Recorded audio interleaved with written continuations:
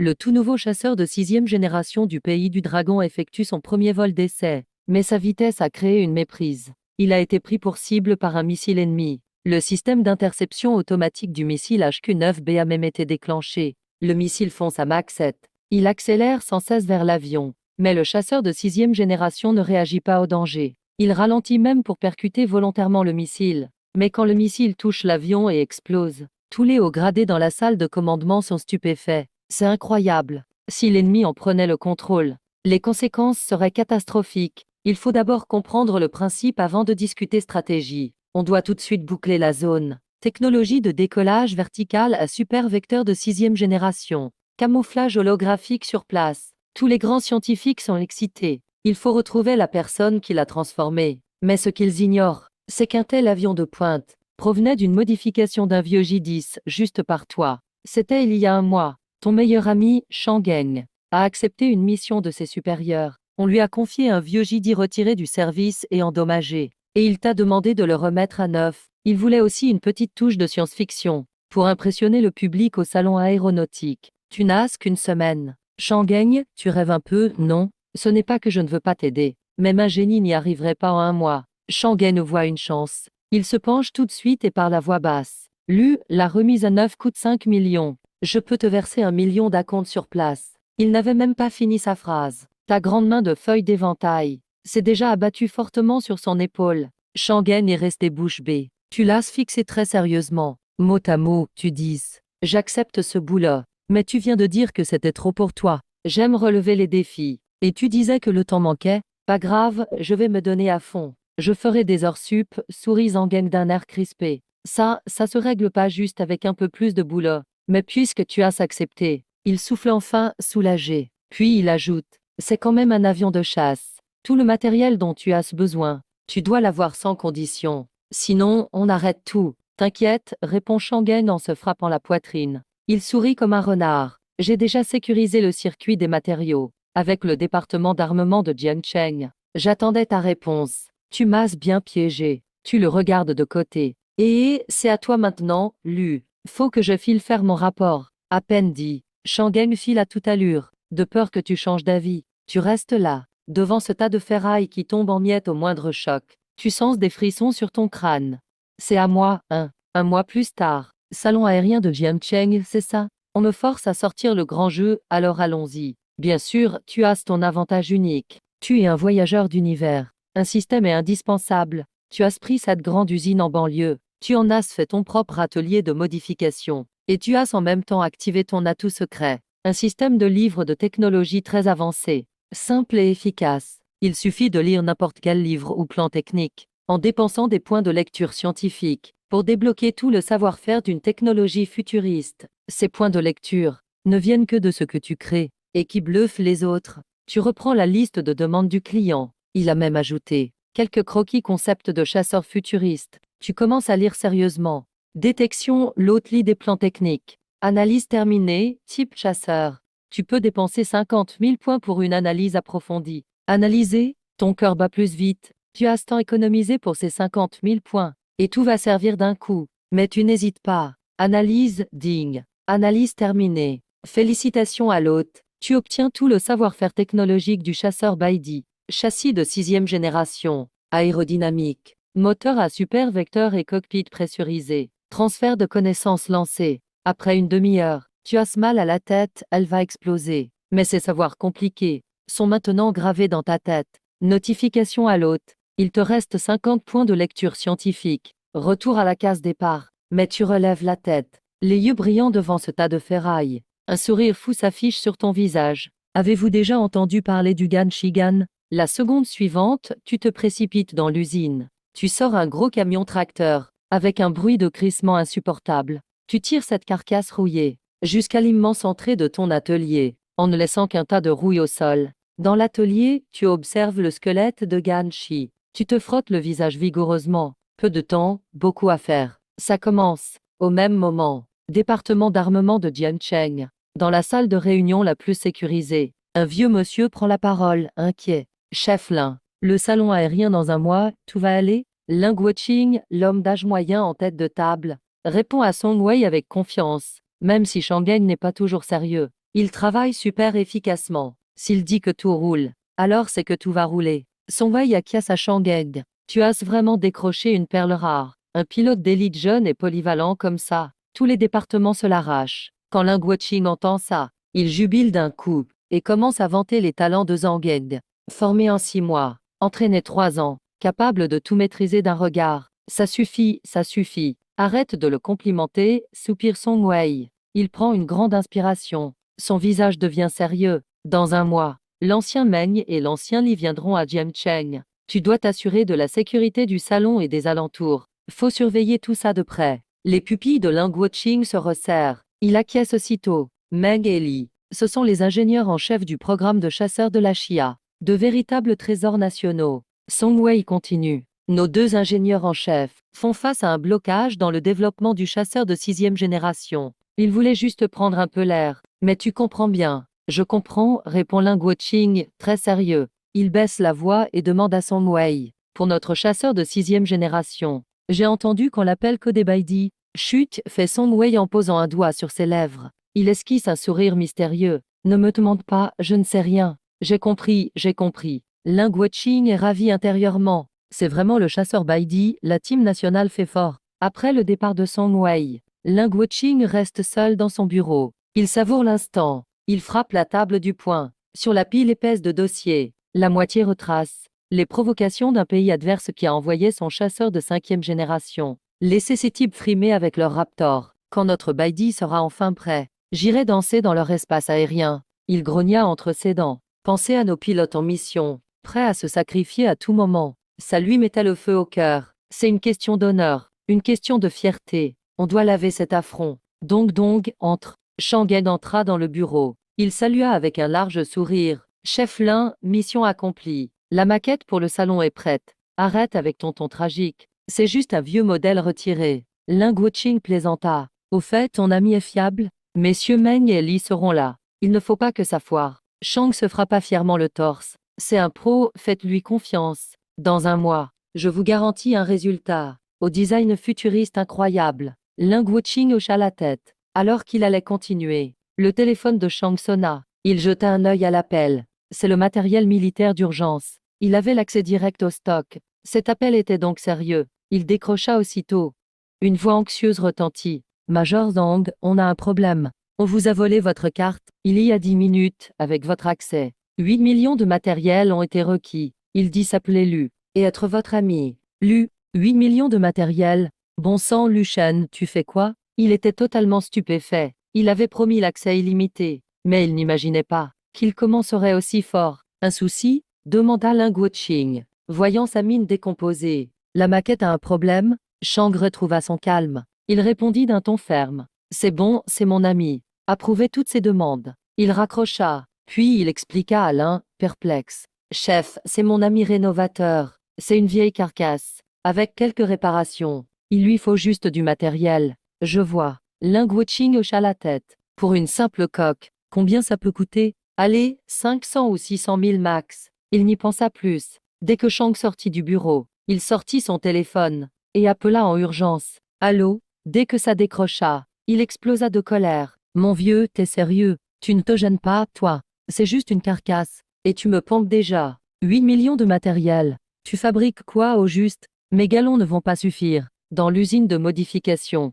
tu étais à ton bureau, ton stylo traçant les plans. C'était la silhouette du Baidi. Entendant les cris de Zhang, tu éloignas le téléphone. Ce que je fais, ce que tu as dit, je transforme ta ferraille. Tu ricanas, avec une pointe de malice. Sérieusement, maître, dis pas que ton service n'a pas les moyens pour ça. À l'autre bout du fil, Shang fut coupé net. Il serra les dents. Sa voix devint suppliante. Lu, c'est pas une blague. Si on rate notre coup, l'étoile sur mon épaule, je risque de la perdre. Perdre une étoile? Entendant Shang au bord des larmes, tu eus un petit rire. Regardant tes nouveaux plans, tout était sous contrôle. Zen, je m'en occupe. Tu dises d'un ton léger. Je t'envoie le concept. Tu verras ce qu'est du sérieux. Ceci dit, tu braquas ton tel sur les plans ultra futuristes du Baidi. Tu pris une photo et tu l'envoyas. L'instant d'après, un cri retentit. Oh la vache, Lu. Le ton de Shang passa au choc.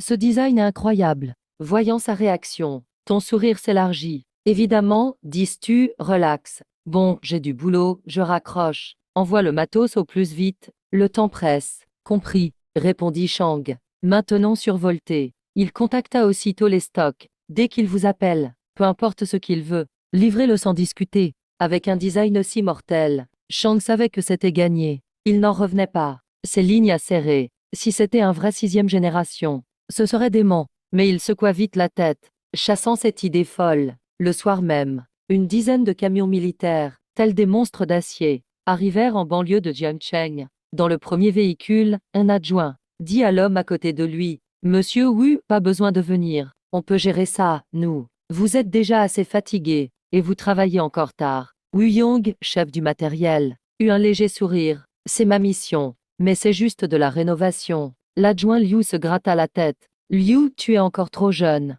Le regard de Wu Yong devint soudain perçant, comme un aigle. « Ça fait 30 ans que je suis là. Les matériaux, leur utilité, je les devine les yeux fermés. » Sa voix devint grave, pleine d'assurance. « Tu appelles ça de la rénovation? 50 tonnes de métaux rares. Tu as déjà vu des réparations avec des pièces de l'aérospatiale? Non, tu te trompes lourdement. » Il détacha ses mots, chacun frappant fort, marquant l'esprit de Liu. « Je peux te l'affirmer, ce n'est pas une rénovation, c'est un projet top secret, dont je n'ai même pas l'accès. De la recherche militaire, de rang S, minimum. » Liu sentit un frisson lui parcourir l'échine. Il en eut la chair de poule. Il regarda Wu Yong avec un respect immense. « Je comprends mieux. Vous êtes incroyable, monsieur. » La nuit tomba. Le convoi s'arrêta devant toi, devant l'entrée de l'usine modifiée. Xiao Liu murmure. « Cet endroit est vraiment isolé. Tu n'y comprends rien. » Wu Yong lui tape la nuque. « Tu crois que les recherches avancées se font au centre-ville?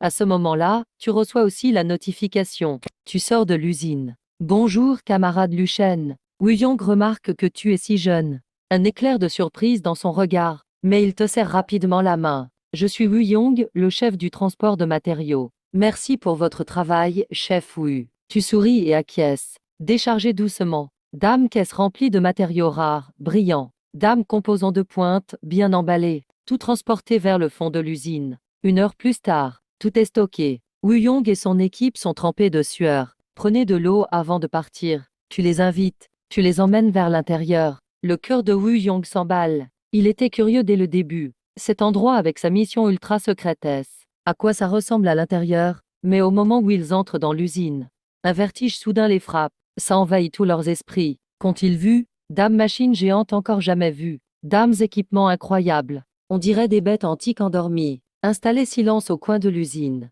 Dames structures métalliques futuristes. Dames réseaux de tuyaux complexes qui coupent le souffle. Tout évoque la puissance dépassant cette époque. Wu Yong, 30 ans dans l'industrie militaire. Mais là, il ressemble à un novice provincial. Il ne peut même nommer aucun modèle. Il comprend tout de suite. Son jugement d'avant était exact. Ce n'est pas une usine de rénovation. C'est un site national ultra S. Un sanctuaire de recherche ultra secret. Lululu et Wu Yong sent ses jambes trembler. Il balbutie. Il appelle soudain Maître Lu. On peut vraiment voir tout ça? HM, tu trouves ça bizarre? On n'a rien volé ni pris. Pourquoi ne pas regarder? Et ce n'est que la première livraison. Il faudra encore Monsieur Wu pour la suite. Toi, je sais, je sais. Wu Yong acquiesce vivement. Son visage devient tout rouge d'émotion. Tu ne comprends pas pourquoi il est si nerveux. Mais la coopération commence bien. Après avoir accompagné Wu Yong et son équipe, tu regardes la montagne de matériel. Tu te frottes le visage fort. C'est l'heure de commencer. Machine de rupture à haute énergie démarrée. 5 ordres d'alliage de carbone lancés. Programme d'L 6e génération lancé. Programme de précision démarré. Avec tes ordres successifs, tout l'atelier vibre doucement.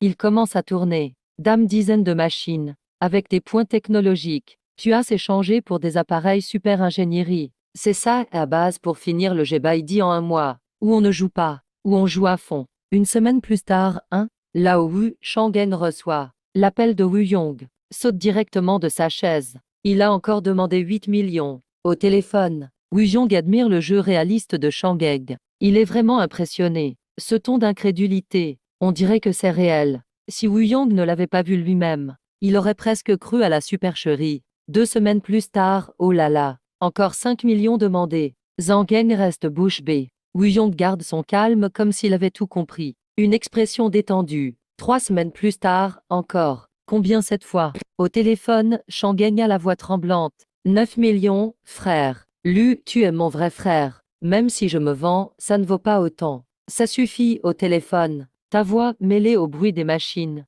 son impatiente. Tu veux vraiment étonner au salon aéronautique? Lu, là j'y vois déjà tout noir. Zangen est presque en larmes. En tout, 30 millions de budget. C'est déjà le maximum qu'un major puisse supporter. Au-delà, il faudra le rapporter au directeur Lin. En pensant au visage de Lin, Shangeng frissonne. Rassure-toi, c'est la dernière fois. Ta voix dit, je termine bientôt. Encore une semaine. Ne m'appelle plus pour me déranger. C'est le moment le plus critique. Tu fais une pause. Tu ajoutes, bientôt. On commence l'assemblage du jet. Je te contacterai la veille du salon. L'appel est raccroché net. Shangeng reste figé, téléphone en main. Longtemps après, il grimace. Et lâche une phrase qu'il ne croit même pas. L'assemblage du jet. Ceux qui savent pensent que tu fais une maquette. Ceux qui ne savent pas croient vraiment au vrai jet. Zhang y croit bien sûr. Après tout, c'est toi, Luchen. Toujours de la qualité. Une semaine passe vite. La veille du salon, au siège du département militaire de Jiangcheng. Cette affiche est pas mal. Ling Wuqing regarde la grande affiche de jet futuriste. Il la félicite. Ce design en impose. Où Shangeng t'a trouvé ça? À côté de lui, Shangeng rayonne. Il sourit, tout fier. Il l'a demandé express à toi il y a 2 jours. Photo HD prise sur le vif. Juste pour aujourd'hui, impressionner tout le monde. Alors, directeur Lin, Shangeng se frappe la poitrine. Je te l'ai dit. Mon frère assure. Vraiment fiable. Ling Wuqing approuve, satisfait. Très bien. Tu t'occupes d'amener la nourriture au salon. Les Violi et Meng arrivent dans une demi-heure. Je dois aller à l'aéroport. Pas de souci. En même temps, à 10 000 mètres d'altitude, dans un avion, 2 grands experts discutent. Violi et Meng, au visage émacié, tiennent une image 3D du Gebaidi. Leurs yeux sont pleins d'espoir et d'inquiétude. Tu penses, on verra vraiment ce jet volé de notre vivant? Bien sûr, Li à côté lève les yeux. Il crie avec énergie. Toujours des paroles pessimistes avec toi. Tu es le vice-directeur. Tu es le leader. On doit voir ça. Il faut, même grimace. Tu crois que tout le monde est comme toi? Regarde des vidéos positives même aux toilettes. Comment tu sais ça?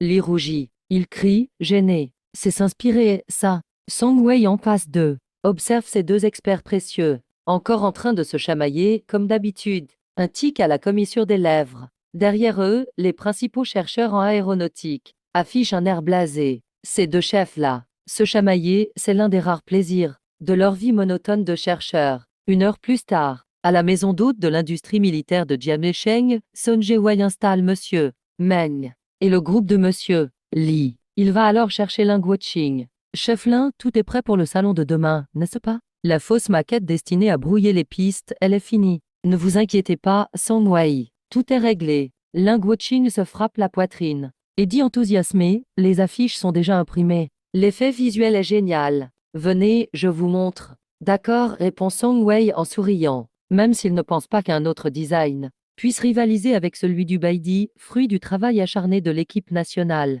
En voyant Ling Wuqing aussi excité, il est curieux d'aller voir. 5 minutes plus tard, devant l'immense affiche au 3e étage du bâtiment industriel, Song Wei est foudroyé sur place. Il reste pétrifié.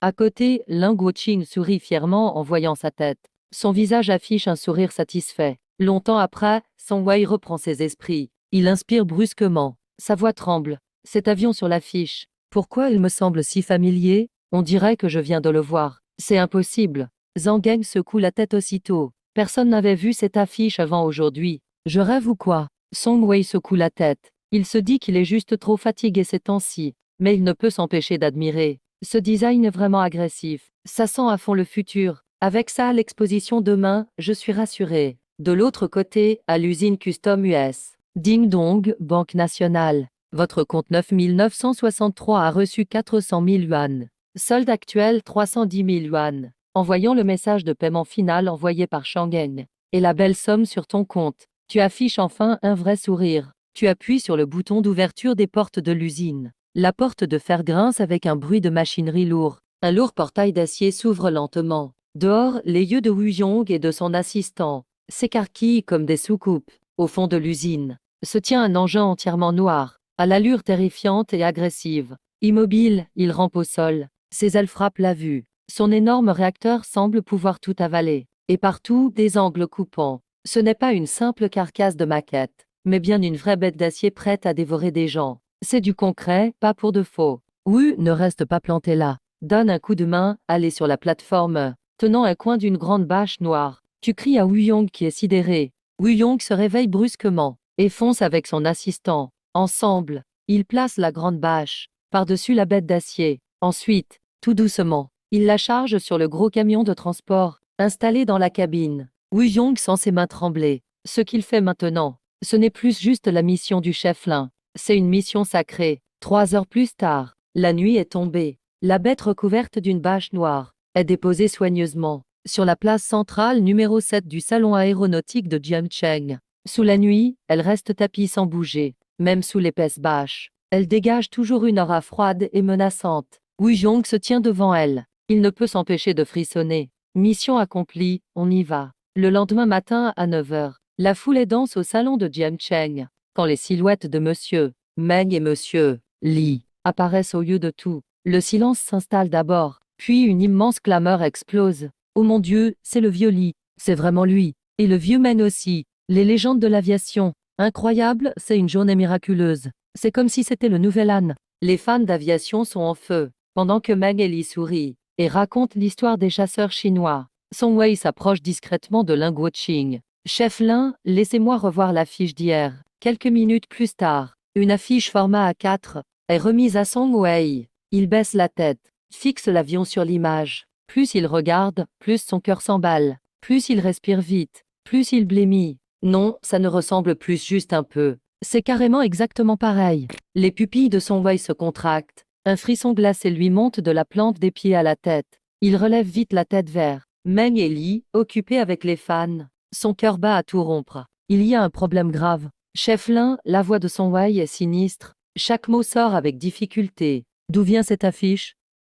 Lin Guoqing est effrayé par son attitude. Il répond vite, c'est Shangeng qui l'a imprimé. Qu'y a-t-il, Song Wei, un souci? Et Shangeng, il l'a eu cette image? Song Wei fronce fort les sourcils. Tu crois que Shangeng aurait pu trouver une fuite sur le top secret du Baidi par un ami dans le privé? Un ami à lui qui a une usine de modifs. Lin Guoqing répond prudemment. Notre maquette de cette expo, c'est aussi son ami qui l'a fabriquée. Song Wei, qu'est-ce qui se passe, au juste? L'ami avec l'usine de customisation. Un éclair passe dans les yeux de Song Wei. Tu as déjà rencontré cet ami? Lin Guoqing se gratte innocemment la tête. Non, jamais. Il n'y tient plus et demande, anxieux. Arrêtez de tourner autour du pot, Song Wei. Qu'est-ce qui se passe? Qu'est-ce qui se passe? Song Wei est plus grave que jamais. Il fixe Lin Guoqing du regard et dit mot à mot. Votre bijou au département industriel a un gros souci. Il baisse la voix. Chaque mot tombe comme un coup de massue dans le cœur de Lin Guoqing. Tu te souviens quand tu m'as demandé pour le chasseur de 6e génération? Oui, le Baidi. Tu sais que le look du 6e génération est un secret national de haut niveau. Bien sûr, mais ça, Song Wei brandit soudain l'affiche devant les yeux de Lin Guoqing. Sa voix est extrêmement grave. Voilà le design du Baidi. C'est exactement pareil. Boum. Le cerveau de Lin Guoqing se vide sur le coup. Le design du Baidi? Il murmure, sans réaction. Puis il revient brusquement à lui. Impossible, non. C'est juste pas possible. C'est juste l'ami de Shangeng qui a bricolé une fausse maquette avec de la ferraille. Comment c'est possible? Que ce soit lié au plus grand secret national des chasseurs? La réalité est sous nos yeux. Song Wei l'a coupé net. Shangeng n'a jamais contacté une usine de modification. Les personnes qu'il a rencontrées sont sûrement les chercheurs principaux du projet Baidi. On ne sait pas comment il a fait, mais il a obtenu ce rendu. Lin Guoqing, en écoutant l'analyse irréfutable de Song Wei, éprouve un gros doute intérieur, mais il serre les dents pour défendre ses gains. Song Wei, je te jure, Shangeng n'est pas ce genre de personne. Ce n'est pas une question de promesse. Song Wei le coupe sèchement. C'est extrêmement grave. Le nombre de brochures envoyées, on en a déjà diffusé pas mal. Faites venir Shangeng immédiatement. Song Wei donne l'ordre. Je vais voir Lao Meng et Lao Li pour limiter au maximum l'impact. De l'autre côté, quand Song Wei montre la brochure à Meng et Li, les deux experts changent de visage en un instant. Le rendu de notre avion de 6e génération. Lao Li s'exclame instinctivement. Qui a diffusé ça? C'est suicidaire. La voix de Lao Meng est pleine de colère. C'est un projet ultra secret national. Le fruit du travail de toute leur équipe. Et maintenant, c'est divulgué si facilement. Quand Sun Jie-wei explique rapidement l'histoire, après un résumé rapide, Lao Li est tellement énervé qu'il tremble. Un ami qui a une usine de modification en banlieue, quelle excuse ridicule. Où est-il? Une demi-heure après, Shang Geng est amené de force par Ling Guoqing à Meng Lao, tiré devant Lao Meng. Lao Li et Song Wei. Shang Geng, la voix de Ling Guoqing est sombre. Tu as un gros problème. Un très gros problème. Zhang Geng ne comprend rien. Il essaie de se rappeler longtemps, mais ne pense pas avoir fait une énorme faute. Il demande timidement, Chef Lin. Le mois dernier j'ai bu votre bouteille de vin rare. Vous l'avez su. Le visage de Ling Guoqing tremble soudainement. Petit malin, je me demandais justement où le vin a disparu. Attends, ce n'est pas ça. Il retient sa colère et montre Meng Lao et les autres. Vas-y, explique tout au patron. Shang Geng regarde les trois grands et la brochure familière dans leurs mains. Il se frappe le front, comprenant enfin. Je comprends. Meng Lao, Lao Li, Song Wei. Ah, quelle tête j'ai. J'aurais dû vous montrer le document dès l'impression hier. Je l'ai oublié. Il pense juste ne pas avoir prévenu à temps, et donc avoir fâché les patrons. Mais Meng Lao est amusé par sa réponse. Sacré gamin, tu es vraiment audacieux. Tu voulais nous le montrer en avant-première. Zhang Geng. Ling Guoqing est furieux à côté. Toi, il vaut mieux tout avouer. Sinon, personne ne pourra te sauver. Zhang Geng est complètement perdu. Mais qu'est-ce que je dois expliquer? Lao Li inspire profondément, et le visage sombre pointe la brochure en demandant. Dis-moi, ce rendu. D'où vient ce rendu? Shang Geng reste interdit quelques secondes, et répond honnêtement. Ce n'est pas un rendu, c'est une photo réelle. Photo réelle. Lao Li en rit d'agacement. Notre avion n'est même pas construit. Où as-tu une photo réelle? Tu fais toujours le malin. Parle vite. Qui à l'Institut a divulgué le plan à toi? Zhang Geng est complètement abasourdi. Quel avion pas construit? Quel rendu? C'est de plus en plus confus. La voix de Meng Lao devient très menaçante. Cette image représente notre projet secret, Avion 6G, la version finale du Baidi. Tu vois le sérieux de la situation? Boum, le cerveau de Zhang Geng brûle complètement à cet instant. Quels avions Baidi? Oh, c'est le modèle Baidi. Attends, j'ai divulgué le plan du 6G. Alors, tu dois tout expliquer. Ling Guoqing s'énerve à côté. Je ne sais pas. Shang Geng est près de pleurer. C'est vraiment une photo de corps prise par mon ami. D'ailleurs, il m'avait envoyé quelques plans techniques. Quel plan? Le visage de Meng Lao devient livide. Si c'est juste le design qui fuit, la perte est encore gérable. Mais si l'intérieur aussi, les plans ont été divulgués, les conséquences seraient catastrophiques. Dépêchez-vous de sortir les plans. La voix de Monsieur Meng était un ordre incontestable. Zhang Geng tremblait de peur. Il a trouvé dans son téléphone les plans que tu lui as envoyés. Il les a remis. Monsieur Meng n'a regardé que la première. Son visage s'est effondré. Vieux a appelé tout le groupe de recherche pour voir lequel d'entre nous est responsable de ça. 10 minutes plus tard, une dizaine de chefs de groupe entouraient l'ordinateur portable. Leurs visages devenaient de plus en plus sombres. Rapport: les 3 premiers sont des dessins de conception. Les 5 suivants, ce sont ceux sur lesquels nous travaillons en secret. Dame plan du moteur vectoriel de 6e génération. Shang Geng et Monsieur Meng se sont retournés. Leurs regards glacés transperçaient Shang Geng comme des lames. Tu as encore quelque chose à dire? Je suis innocent. Zhang Geng ne savait pas comment se défendre. Ce sont vraiment les dessins de mon pote. Je l'ai vu se dessiner en vidéo. Tu mens encore. Vieux n'a plus tenu. Il a pointé l'écran, comparant les 2 plans côte à côte. Il a crié, regarde, cette structure de moteur, cette formule de conversion d'énergie. À gauche, c'est ton ami. À droite, c'est nous. C'est exactement la même chose. Regarde la formule à gauche. Elle est même plus simple que celle de droite. Regarde la structure du moteur vectoriel à gauche. Attends, attends, attends. La voix de Vieux s'est soudain arrêtée. Sa colère s'est transformée en confusion totale, puis en stupéfaction. La seconde suivante, il a eu l'air électrocuté. Ses pupilles se sont contractées. Il a pointé l'écran. Sa bouche s'est ouverte comme pour avaler un œuf. Il a même arrêté de respirer. Il y a quelque chose qui ne va pas du tout. Tremblant, il a poussé un cri aigu et déformé. Ces 10 plans de moteur et formules, on n'en est même pas encore là. Un silence de mort. Monsieur Meng a été le premier à réagir. Il s'est précipité vers l'ordinateur, fixant intensément les plans à l'écran. Après une dizaine de minutes, il ne reste que Monsieur Meng sur place. Sa respiration s'accélérait de plus en plus.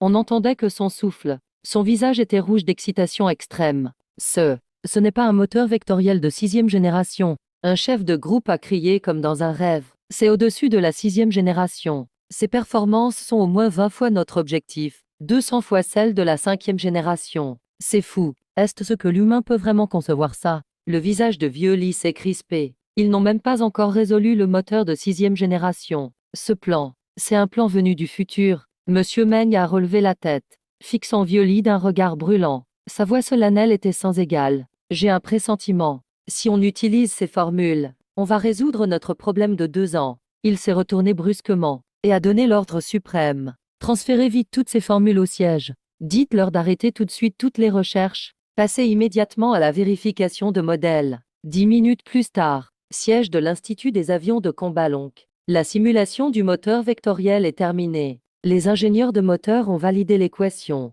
Quand l'écran d'ordinateur a affiché le message vert, tous les chercheurs présents ont senti leur cœur sauter un battement. Ça a marché. De l'autre côté de la vidéo, tout le siège de l'Institut d'avions de Lonck a explosé en cris de joie. Monsieur Meng et Violi, vous voyez, le vert, ça indique qu'on a réussi. Le problème du moteur qu'on traînait depuis 2 ans est enfin résolu. Ces chercheurs normalement si calmes se mettaient à sauter comme des enfants. Certains pleuraient de joie. On était bloqué à cette étape depuis trop longtemps, pour que l'épée de notre pays soit plus tranchante, pour rattraper et même dépasser notre unique rival. Ils ont donné tellement. Le rêve se réalise enfin. Comment ne pas être surexcité? Monsieur Meng observait l'écran, ses visages distordus d'excitation. Ses yeux se sont humidifiés aussi. Ainsi, je suis Go Ishibuki. Ah, super, Lee. Vieux riait aux éclats. Il voyait déjà dans 6 mois. Un aigle d'acier nommé Baidi survole le ciel lors de manœuvres internationales. Avec ses rugissements, annoncera au monde l'avènement d'une nouvelle ère. Ce ne sera pas juste un choc, ce sera de la stupeur. Et tout ça, s'est passé en seulement 30 minutes. Son Welin, Ling Guoqing et Shangeng, tout du long avait une tête de qui suis-je? Où suis-je? Qu'est-ce qui se passe? Shangeng a toussé 2 fois. Il s'est gratté la tête et a parlé prudemment. Chef Song Welin, messieurs les patrons, je crois que je n'ai plus rien à faire ici, non? Non, tu n'as pas fini. Violi s'est précipité devant lui. Dans ses yeux, brillait l'éclat d'un chasseur face à sa proie. Ça a donné froid à Shangeng. Dès maintenant, non seulement tu as des choses à faire, mais tu as de très grandes responsabilités. Monsieur Meng et Violi sont tombés d'accord. Le fameux ami qui a un atelier n'est sûrement pas quelqu'un d'ordinaire. Un atelier perdu en périphérie, c'est juste une couverture. Une affaire sérieuse. Shangeng avait la chair de poule partout. Monsieur Meng et Violi, ne vous moquez pas de moi. Petit Teng, détends-toi. Violi a soudain affiché un grand sourire chaleureux. Oui, Monsieur Meng aussi s'est approché souriant. On va discuter calmement de ton ami. Tu peux imaginer, ces 2 grands sages, qui t'entourent comme des vieux renards en riant. Shangeng avait l'impression que ces centaines de missions de vol n'étaient jamais aussi difficiles qu'ici. À ce moment-là, un membre du salon aéronautique est arrivé. Chef Lin, la place numéro 7 là-bas. Beaucoup veulent voir sous la bâche du modèle. Qu'il la soulève alors. Ling Guoqing a donné l'ordre sans réfléchir. C'est juste une vieille carcasse. Coque solide. On ne va pas en faire un miracle. En même temps qu'un léger bruit, un immense tissu noir a glissé comme de la soie. Un instant, le monde semblait devenir silencieux. Bruit, vent, respiration. Tout s'est évanoui. Dans les yeux de chacun, ne se reflétait qu'une seule chose. Une gigantesque créature comme un aigle préhistorique.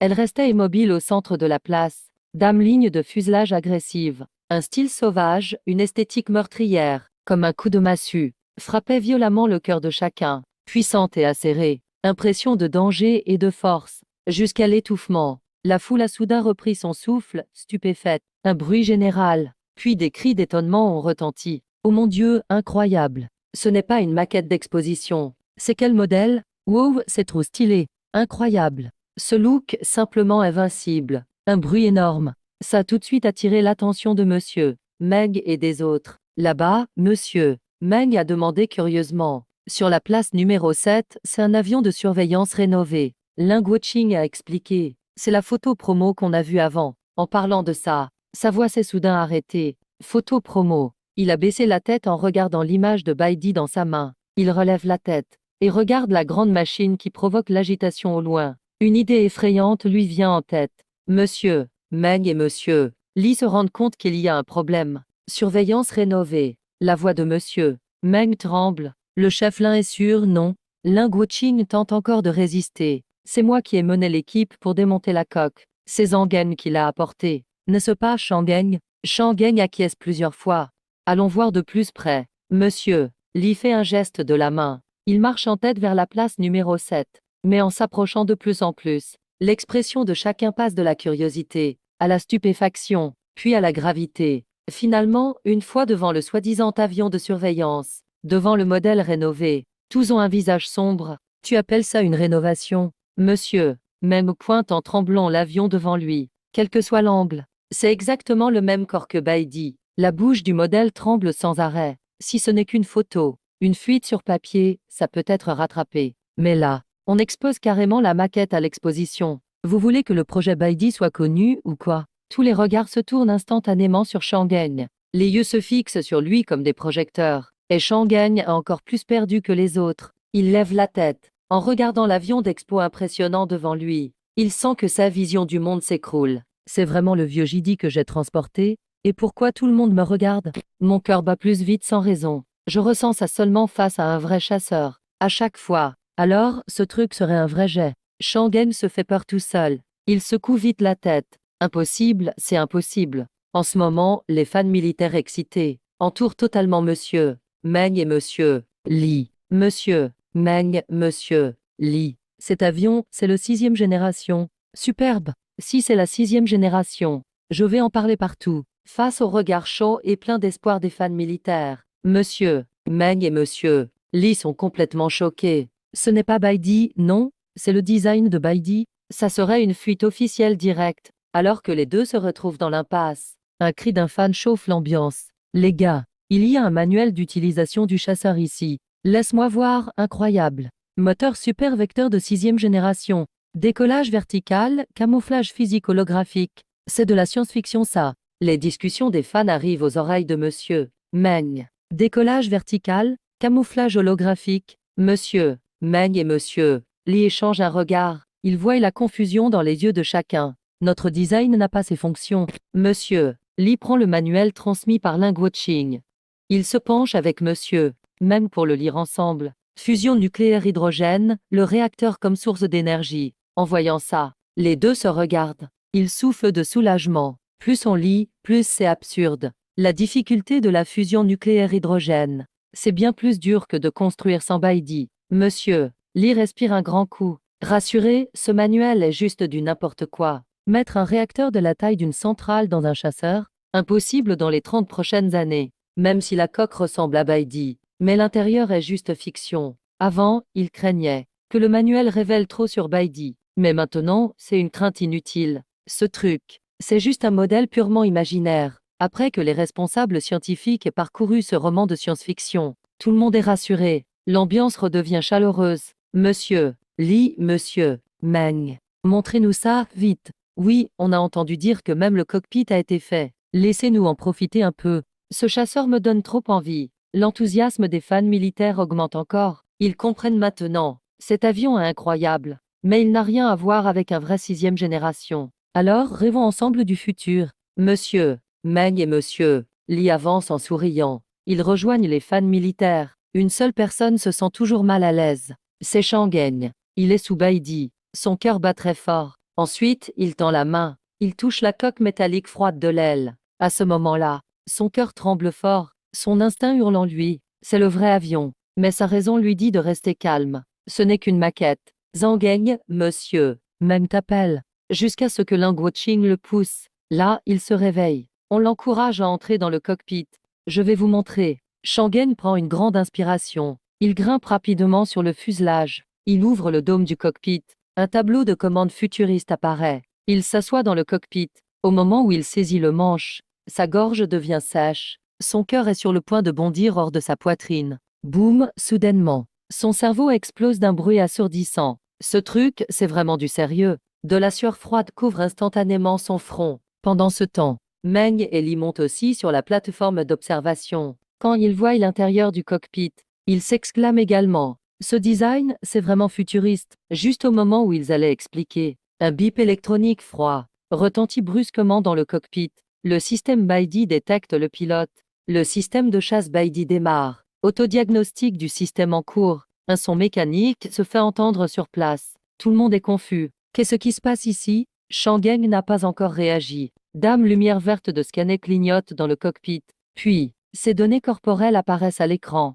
Le pilote est en bonne condition physique. L'état mental du pilote est faible. Veuillez activer le mode de vol automatique. Décollage vertical. Lee, il y a un truc bizarre. Meng n'est pas bien du tout. Qu'est-ce que je dois faire? Il panique complètement. Ça doit être un faux message, non? Lee n'est pas sûr non plus. À ce moment-là, une alarme stridente retentit partout. Attention, attention, veuillez évacuer immédiatement la zone. Les passionnés de militaires pensent que c'est un effet spécial. Ils crient tout avec enthousiasme. Waouh, ce son d'alerte est tellement réaliste. C'est une expérience incroyable. Mais la seconde suivante, Meng réagit comme un chat auquel on aurait écrasé la queue. Il hurle de tout son cœur vers Ling Guoqing. Directeur Lin, vite, évacue tout le monde au plus vite, qu'il s'éloigne de 3 pâtés de maison. Ce cri fige tout le monde. Mais Ling Guoqing n'hésite pas. Un salut rapide. Il répond fort oui. La scène devient soudain chaotique. Civils et militaires sont évacués d'urgence, confusion totale. Tout le salon aéronautique est immédiatement bouclé. Qu'est-ce qui arrive à Meng? Li est choqué. Impossible, ce n'est pas possible. La voix de Meng tremble. Il a étudié les avions de chasse toute sa vie. À cet instant, son instinct de combat, enfoui depuis longtemps, est soudain revenu. Ce gros engin. J'ai peur que ce soit réel. Mais il sourit amèrement et secoue la tête. Il pense qu'il exagère. Il souhaite tellement que Baidi réussisse, qu'il a des hallucinations. À ce moment-là, la voix de Zhang Gen sort du talkie-walkie. Il est sur le point de pleurer. Directeur, Meng, Li. Pourquoi êtes-vous tout parti? Le message me demande si je dois démarrer le chasseur. Je dois appuyer ou pas? Li entend ça. Il éclate de rire. Démarre, c'est juste une simulation de toute façon. Il reçoit l'ordre. Il appuie sans hésiter sur le bouton de démarrage à l'écran. Ensuite, un bruit sourd et profond jaillit soudain de derrière lui. Au même moment, lui, Li et Meng qui viennent de sortir de la place, tremblent tout ensemble. Ce bruit, c'est celui d'un vrai chasseur. C'est le son du moteur qui démarre. Le grondement basse fréquence résonne au centre de la place. Li a l'impression de voir un fantôme. Il frappe frénétiquement l'épaule de Meng. Meng, qu'est-ce qui se passe ici? Est-ce que ce truc est vraiment réel? Meng fixe Baidi au loin. Sa voix est rauque. Impossible, arrête de faire cette tête. Si c'est vraiment vrai, je mangerai ce stand. Pendant que leur raison et leur émotion se battent, la voix de Zhang En retentit à nouveau. Charge d'énergie à 80%. Le jet du moteur commence à pivoter. Décompte 20 secondes. Décollage vertical et mine. Répétition, décollage vertical et mine. 10 secondes avant la mise en route, il crie les 2 derniers mots, excité. Mais, le bourdonnement du moteur s'arrête brusquement. Silence total. Meng sourit amèrement, se moque de lui-même. Comme prévu, juste du bruit. Il n'a pas eu le temps de finir sa phrase. Boum, un rugissement du moteur 100 fois plus puissant, comme un dragon hurlant dans le ciel, déchire immédiatement le ciel de Jiangcheng. Puis, un jet incandescent, ultra brillant, jaillit de la queue de Baidi, heurtant violemment le sol. Boum, ce bruit assourdissant ressemble à un coup de tonnerre, explose aux oreilles de Meng et des autres. Une vague de chaleur intense les submerge. Meng, Li et d'autres, sur le bord de la place, reculent sous cette force. Leurs visages sont marqués par une stupeur extrême. Leurs yeux semblent sur le point de sortir de leurs orbites. Incroyable. Meng, oh mon Dieu. Meng, tu as vu ça? Tu as vu ça? Mon Dieu. Ce moteur, c'est du vrai. Li se tire les cheveux, impressionné. La douleur dans son cuir chevelu le rappelle. Ce n'est pas un rêve. Meng fixe le feu éclatant. Même si ça pique les yeux, il refuse de cligner. Les chefs scientifiques de haut niveau sentent une décharge électrique, depuis la plante des pieds jusqu'à la tête. Une idée qui bouleverse leur compréhension, leur donne la chair de poule, explose dans leur cerveau. C'est du vrai. On reste calme, calme.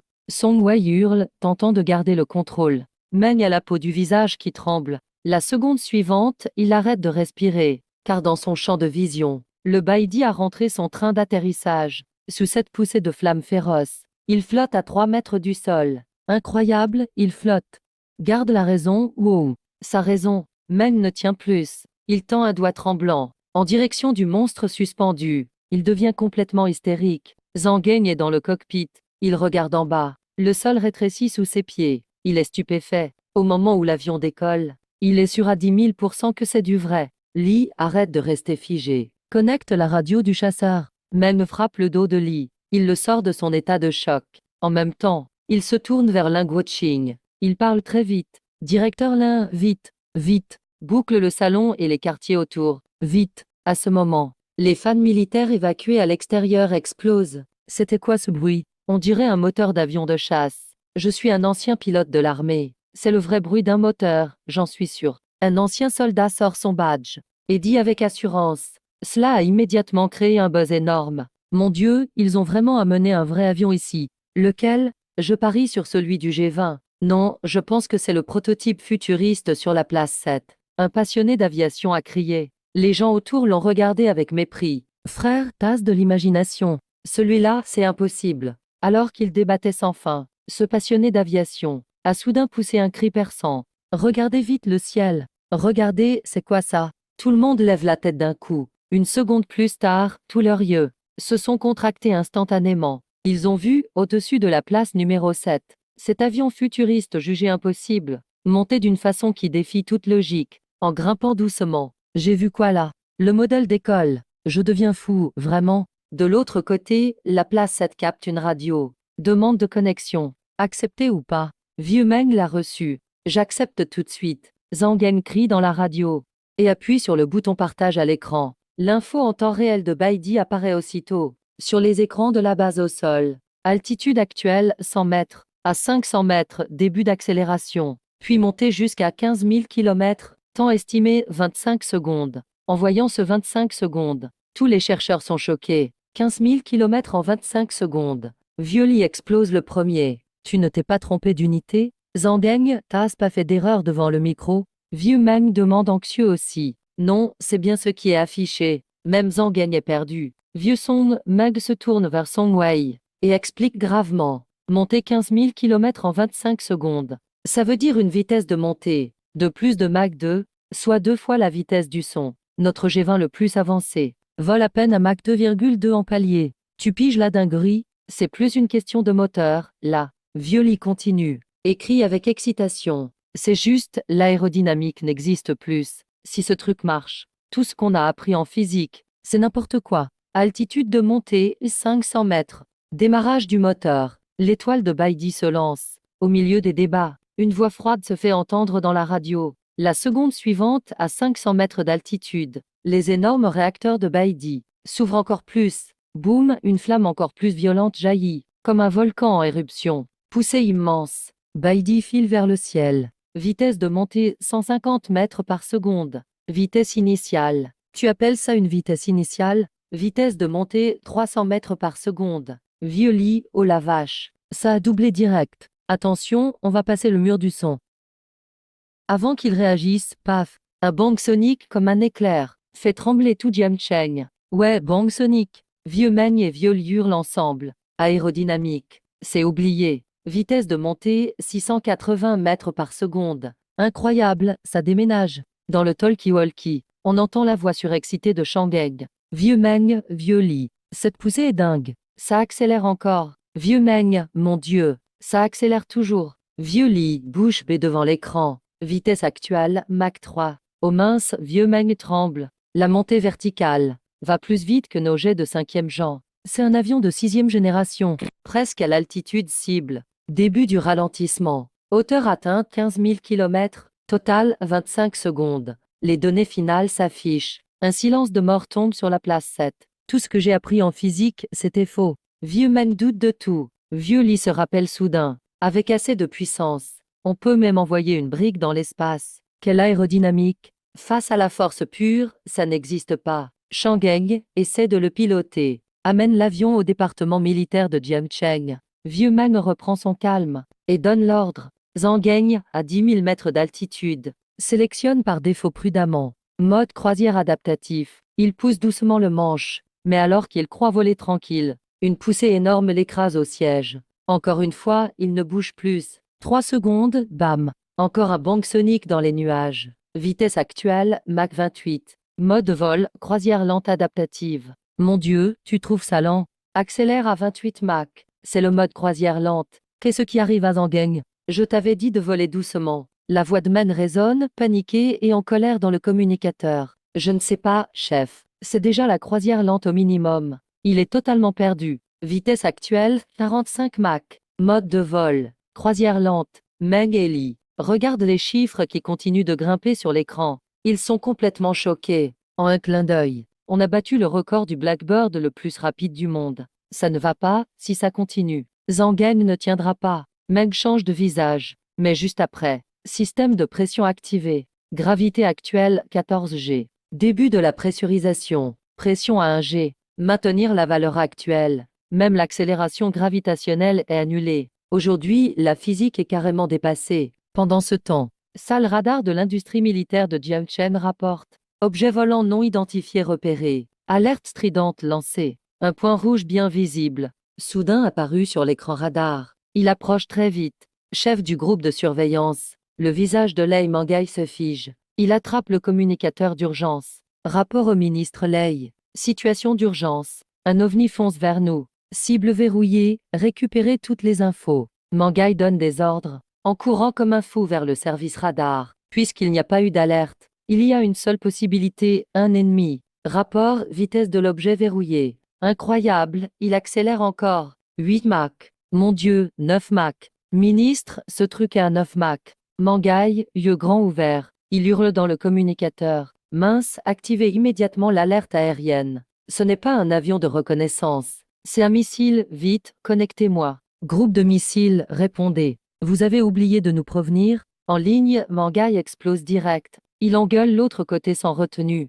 On entend une voix à moitié endormie. Non, ministre Lei. On est peu nombreux, c'est les vacances. Pas de doute, c'est pas des nôtres. Activez l'alerte aérienne, vite. Il crie sur le chef à côté. Son visage se contracte. L'alerte aérienne retentit fort la seconde suivante, dans toute l'industrie militaire de Jiangchen. Ensuite, toute la ville de Jiangchen est paniquée. Place 7 du salon aéronautique, en ce moment. Situation d'urgence niveau S rapportée. Voix de Lin et Mangai. Sortant du communicateur sur l'épaule de Lin Guoqing. On a détecté un missile inconnu. Vitesse 9 Mach. Il fonce vers l'industrie militaire. Missile à 9 Mach. Lin Guoqing, Meng et Li deviennent tout pâles. Mais juste après, Lin semble penser à quelque chose. Il regarde la base C017.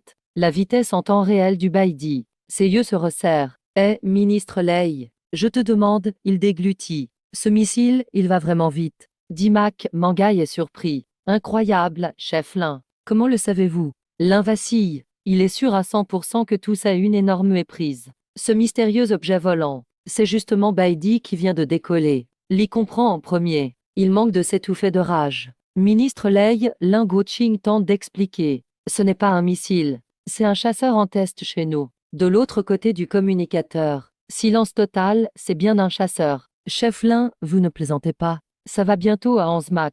Juste à ce moment-là, Mangai pousse un cri. Les images satellites arrivent. Mon Dieu, c'est bien un chasseur. Fausse alerte. Mais alors que tout le monde souffle de soulagement, une nouvelle mauvaise arrive du service des missiles. Quoi? Ministre Lei, vous aviez dit que c'était un missile ennemi. Notre système anti-aérien Red Shield a déjà lancé un missile d'interception. Et maintenant vous nous dites que c'était une erreur. Le hurlement du chef des missiles met Mangai dans un état pire que la mort. Missile d'interception lancé. Il informe Lin Guoqing tout de suite. Mon Dieu, arrêtez-le vite. Lin transpire d'un coup. Rapport, chef Lin. Il a déclenché la protection maximale. C'est un Red Shield SK7 qui a été tiré. Le Red Shield SK7 une fois tiré. Pas moyen de l'annuler. Pas moyen de l'arrêter. Il a un seul but. C'est détruire sa cible coûte que coûte. Li et Meng aux côtés de Lin Guoqing, en entendant ce nom, font un bond de peur. Le système Red Shield a été conçu pour intercepter des missiles ennemis et construit pour ne pas être manipulé par signal. Son but évident, c'est empêcher toute tentative d'arrêt par l'ennemi, comme brouillage électromagnétique ou autre, mais qui aurait cru qu'on l'utiliserait sur les nôtres, et qui aurait imaginé que Baidi serait si incroyable. Un coup d'accélérateur, il déclenche directement le Red Shield le plus fort, en un instant. Tout le monde sur place est en panique totale. Fini, tout est fini. Li se frappe la poitrine. Trop mal pour respirer. Ce n'est pas juste l'avion, c'est aussi notre meilleur pilote. Le désespoir se répand comme la peste. Dans le centre de commandement au sol, il pense que Chang'en va mourir, sauf s'il arrive à distancer 8000 km, jusqu'à ce que le SK7 soit à court de carburant. La voix de Lin est sans force. Il n'y a pas d'autre solution. 8000 km, chasse mortelle à 19 Mach. De leur point de vue, c'est une impasse. Vite, prévenez Gang. Meng crie, s'accrochant au dernier espoir. La voix de Lin, désespérée et lourde, retentit dans le cockpit. Chang'en écoute. Tu as déclenché le Red Shield du département militaire, un SK7. L'intercepteur le plus puissant du Xia a été lancé. Sa cible, c'est toi. Chang'en est sous le choc. Chef Lin, vous dites que je suis poursuivi. Par un missile de mon propre pays. Qui me suit pour exploser? Oui, il regarde tout de suite le radar. Il n'y a rien dessus. Yus a rien sur mon radar. Vous êtes sûr? Il est à 500 km derrière toi. L'un est un peu perplexe. Pourquoi ton radar ne le voit pas? Juste à ce moment, il remarque une ligne de petits caractères sur le radar. Shang se racle la gorge. Sa voix est un peu hésitante. Chef Lin, je crois que j'ai compris pourquoi. Pourquoi? Le système affiche petit à petit. Mode scan radar par défaut. Tout ce qui vole à moins de Mach 9 est considéré comme sans danger. Non affiché. Le canal de communication est complètement silencieux. Tout ce qui est en dessous de Mach 9, c'est poubelle. Leur missile vedette, dans l'œil du Baidi, n'a même pas le droit d'apparaître sur l'écran. Oh non, Ling Guoqing n'arrive plus à garder son calme. À travers l'intercom, tu peux sentir qu'il est sur le point de craquer. Notre S-cassette, pour toi, n'a qu'un niveau de menace de 1/5. Chef Lin, le missile est sur le point de me rattraper. Il crie pour prévenir Zhang Heng. Trouve vite le bouton de séparation du cockpit. Évacuation d'urgence. Ling Guoqing donne l'ordre final. Il cherche partout. Il répond, impuissant. Je n'ai pas trouvé le bouton d'éjection. Encore une fois, silence désespéré au sol. Mais il change soudain de sujet. En regardant le message clignoter à l'écran, ID me dit d'accélérer. Quoi? Tu es déjà à Mach 11? Comment tu veux encore accélérer? Je ne sais pas. Shang Heng aussi ne comprend plus rien. Je ne fais que croiser lentement. Il veut que je passe en croisière rapide. Shang Heng imagine facilement. Ces scientifiques de haut niveau à terre. La scène où ils sont tout bouche bée. Tu appelles Mach 11 une croisière lente? Je m'en doutais. Je m'en doutais. La voix folle de Meng Lao explose dans l'intercom. Shang Heng accélère. Accélère au max. Il pousse le manche à fond, sans hésiter. Passage à grande vitesse. Mode croisière. En une fraction de seconde, à 10 000 mètres d'altitude, une course mortelle entre le chasseur et le missile commence. Le spectacle commence. Missile à Mach 17. Baidi à Mach 18. Missile à son maximum. Mach 19, incroyable. Baidi aussi est à Mach 19. Tout le monde au sol est devenu fou. En regardant le radar, ces deux points lumineux collés ensemble, le cœur bat comme fou. La tête picote. Si ça continue, impossible de le semer. Ling Guoqing reste inquiet. À ce moment-là, Shang Heng parle à nouveau. Une voix d'une calme effrayant. Chef Lin, il suffit de décrocher. Alors, je passe en croisière ultra rapide. Tout le monde reste sans voix. Mach 19, ce n'est même pas le plafond. Ok. La voix de Meng Lao est déjà rauque, mais pleine d'une excitation intense. Shang Heng passe vite en mode ultra rapide. Pousse la manette à fond. C'est la dernière fois qu'il pousse le manche. Baidi se lâche à fond. Passe en croisière ultra rapide. La seconde suivante, à 10 000 mètres, une traînée rouge éclatante file comme une étoile. Elle déchire le ciel. Vitesse de croisière actuelle, Mach 24. Vitesse de croisière actuelle, Mach 29,5. Quand les données se figent enfin, tout le monde sur la place numéro 7 se fige. Incroyable, incroyable. Dame cri de stupeur résonne dans les airs. À Mach 29,5, même les missiles intercontinentaux ne suivent plus. Une avance écrasante. La voix de Zhang Heng passe lentement par l'intercom. Avec une vraie question. Je devrais pas ralentir un peu? Pour attendre notre missile. Dès qu'il dit ça, les visages de Meng Lao et des autres se crispent fort. Tu peux pas donner un peu de chance au missile? Finalement, sous la direction de Ling Guoqing, Zhang Heng balade le missile FK-7 comme un chien. Il vole au-dessus de la zone maritime du district Est-3. Un coup d'accélération, et il disparaît instantanément de la zone de verrouillage. Boum! Le missile perd sa cible et explose en l'air. La crise est résolue. Sur le chemin du retour, Zhang Heng croise 3 J-20 en patrouille. Les avions se frôlent whoosh. Une traînée rouge passe devant eux, si vite que les pilotes n'ont même pas vu son contour. À ce moment, pendant une seconde, on dirait le passage d'une époque. Il prend le relais du ciel. Avec une posture d'écraser tout le monde, il ouvre la voie d'un nouveau leader. À cet instant, les pilotes du J-20 n'ont qu'une idée en tête. Leader du groupe de chasseurs de 6e génération. Les pilotes du 2e groupe avalent fort leur salive. Leur voix tremble. C'était bien lui juste avant. Le leader du groupe de 6e génération acquiesce nerveusement. Il ne peut cacher son excitation et sa passion. 6e génération, c'est une légende. Et maintenant, elle passe vraiment devant eux. Franchement, c'est au-dessus de tous les chasseurs du monde. Pendant ce temps, Ling Guoqing souffle fort. Il te donne l'ordre. Zhang Heng, le missile a explosé. Rends Baidi à l'aéroport B7 du département militaire de Jiangcheng. L'aéroport est déjà prévenu. Oui, chef Lin. Zhang Heng tourne aussitôt autour. Il se dirige vers Jiangcheng. Ling Guoqing ordonne aussi. Base navale du district Est 3. Tout ce qui vient de se passer doit rester ultra confidentiel. Puis Lang Wuching, Meng Lao et Li Lao, et tous les chefs d'équipe scientifiques, prennent aussitôt une voiture militaire, et filent à l'aéroport sans perdre une seconde. 2 heures après, sur l'aéroport B7 du département militaire de Jiangcheng, Meng Lao et les autres sont de nouveau face à Baidi, Shangeng. Ils s'étaient posés ici et attendaient depuis un moment. Monsieur, Meng leva lentement la main, caressant le fuselage froid de l'avion. Son corps tremblait. Ce qu'il venait de vivre semblait irréel. Seul ce contact glacial le ramenait à la réalité. Vieux Li, le regard de monsieur Meng devint vif. Appelle vite le vieux Huo de l'Institut 749. Ce Bédi vient forcément de chez eux. Monsieur, Li hocha la tête, sortit son téléphone et appela monsieur Huo. Pendant ce temps, dans une base secrète de R&D de l'air de Chia, monsieur Huo dirigeait sérieusement son équipe sur le chasseur de 6e génération. Cette fois, notre Institut 749 ne se fera pas doubler par l'Institut Long. Monsieur Huo regarda le prototype inachevé et dit d'une voix grave. Rapport, monsieur Huo. Un chercheur se leva soudainement, totalement surexcité. Le moteur a franchi un cap.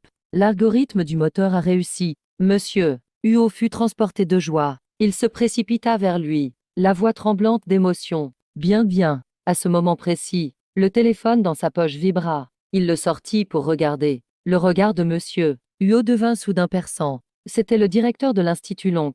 Monsieur Huo plissa les yeux et décrocha. Tiens, vieux Li, t'as pas encore clamsé? Vieux Huo, tu partiras bien avant moi. La voix bourrue de Li résonna au bout du fil. Les chercheurs autour de Huo s'esclaffèrent. Ces deux-là étaient des rivaux légendaires. Ils se chamaillaient dès le premier mot. Si c'est pas pour m'inviter à tes obsèques, alors pourquoi tu m'appelles? Demanda monsieur Huo en haussant un sourcil. Monsieur Li resta silencieux un instant, regarda le Bédi à côté de lui, et demanda tout bas vieux Huo. Dis-moi la vérité. T'as fait une percée sur la 6e génération? Monsieur Huo resta interdit. Il regarda l'écran affichant la réussite, et prit un ton plus sérieux. Vieux Li, comment tu le sais? En entendant la réponse de Huo, monsieur Li sentit son souffle s'accélérer. Malgré sa frustration, il comprit que Huo venait de l'avouer indirectement. Ce Bédi monstrueux venait donc bien de l'Institut 749. Comment je le sais? Li prit une grande inspiration, fixant le Bédi devant lui,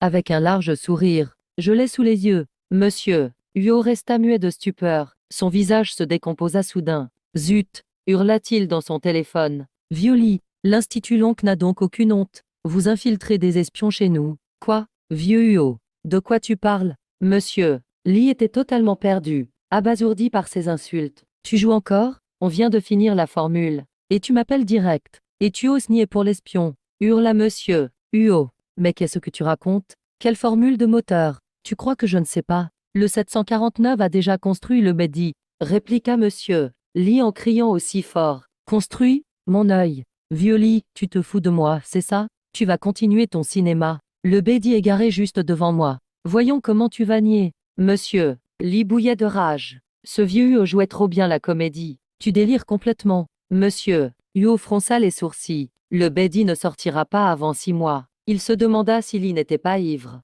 On en est là. Et tu frimes encore devant moi? T'oses passer en vidéo? Monsieur Li était furieux. Pourquoi pas? Envoie. Lança aussitôt monsieur Huo. 2 minutes plus tard, quand monsieur Huo vit sur son écran le Bédi futuriste derrière monsieur Li, il resta sans voix. Après 10 secondes, monsieur Huo écarquilla les yeux. Vieux Li, tous boucan. C'est donc chez vous que vous avez fait cette maquette? Alors, vieux Huo, les preuves sont là. Qu'est-ce que tu vas inventer? C'est ridicule. Quoi? Cet avion derrière vous? Tu crois que c'est nous qui l'avons fait? Demanda monsieur Huo. Ce n'est pas le cas. Mais non, monsieur Li, monsieur Meng. Et tous les chercheurs furent stupéfaits. Vieux Huo, ce Bédi ne vient pas du 749. Monsieur Meng sentit que quelque chose clochait, et demanda immédiatement. Absolument pas, dit Huo d'un ton grave. Le visage de monsieur Meng se crispa. Dans tous les centres de recherche du pays, capables de créer une 6e génération, il n'y a que nous et le 749, si ce n'est pas vous, et que ce n'est pas nous. Alors qu'il a construit, monsieur Huo était tout aussi perplexe. Personne ne peut nous expliquer. Monsieur Meng prit une grande inspiration, et dit très sérieusement. Ce que je vais dire, vieux Huo, surtout n'aie pas peur. Peur, après toutes nos années de recherche, ça n'existe pas. Continue. Monsieur Meng commença son récit. 1 minute plus tard. Monsieur. Huo était comme hébété. Quoi? Le Bedi? Une maquette envoyée au salon? Qui oserait faire ça? C'est un secret d'état absolu. 1 minute passa encore. Monsieur. Huo en avait le frisson. C'est pas une maquette, c'est une machine réelle. Elle peut voler et décoller à la verticale. 15 000 km en 25 secondes. Un bang supersonique vertical. Vitesse ascensionnelle Mach 3. Monsieur. Huo sentait sa tête exploser. Monsieur. Meng continua de l'achever. Quand ce Bedi a décollé, il a déclenché nos missiles S-4.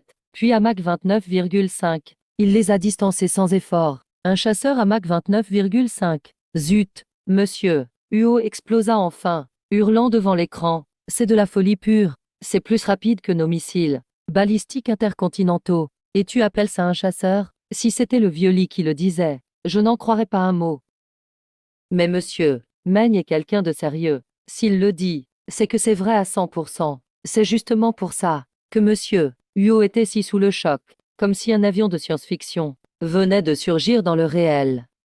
Soudain, monsieur Huo releva la tête, regarda toute son équipe du 749 et fit un grand geste. Il hurla à tout le monde. Lâchez vos projets en cours. Prenez l'avion le plus rapide. Direction la base de Jiangcheng. L'équipe se leva d'un seul bloc, faisant trembler les murs. Bien, monsieur Huo. Fin de l'appel. Aéroport B7 de Jiangcheng. Les regards de Meng et Li se tournèrent à nouveau vers le Bedi. Ce n'est pas fabriqué par l'Institut 749. Li murmure à lui-même. Ça ne peut pas apparaître de nulle part, puisque monsieur Huo a nié. Alors ce n'est pas leur création. Mais d'où vient ce monstre? Zhangeng. Les pupilles de Meng se contractent soudainement. Il l'appelle vite 2 fois. Zhangeng, qui était en attente, sursaute. Il court aussitôt devant Meng. Il se tient droit devant Meng. Meng le regarde. Il avale difficilement. Zhangeng, tu as dit que ce chasseur blanc a été fabriqué par ton ami. Il commence à douter. Il sait que Luchen est très fort en modification.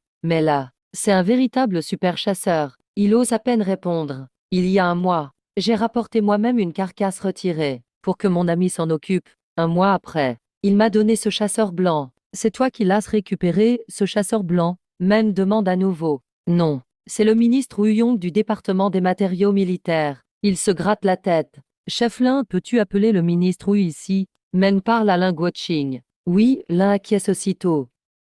20 minutes plus tard, Wu Yong arrive devant tout le monde. Quand il voit ce chasseur futuriste, il a déjà une idée. Ce Luchen, finalement, n'est pas juste un patron d'une usine de rénovation. Ministre Wu, ce chasseur, c'est toi qui l'as apporté depuis la banlieue hier. Meng fixe Wu Yong. Allons droit au but. Oui, Wu Yong acquiesce sérieusement. La même usine de modification. Meng commence à respirer rapidement. Qu'a-t-elle de différent cette usine? Meng a les yeux brillants, comme un loup affamé voyant sa proie. Wu Yong prend une grande inspiration. Il baisse la voix. Meng, ce n'est pas une simple usine de modification. C'est un super laboratoire militaire. Il y a plein de machines que je n'ai jamais vues. Les yeux de Meng brillent fort. Cette mystérieuse usine de modification en banlieue de Jiangcheng. Non, c'est une base militaire secrète qu'aucun vétéran ne connaît. Super secrète et terrifiante. Au fait, ministre Wu, tu as dit que Luchen a aussi demandé plein de matériaux chez vous. Meng avale sa salive. Peux-tu me montrer la liste? Wu Yong part aussitôt chercher.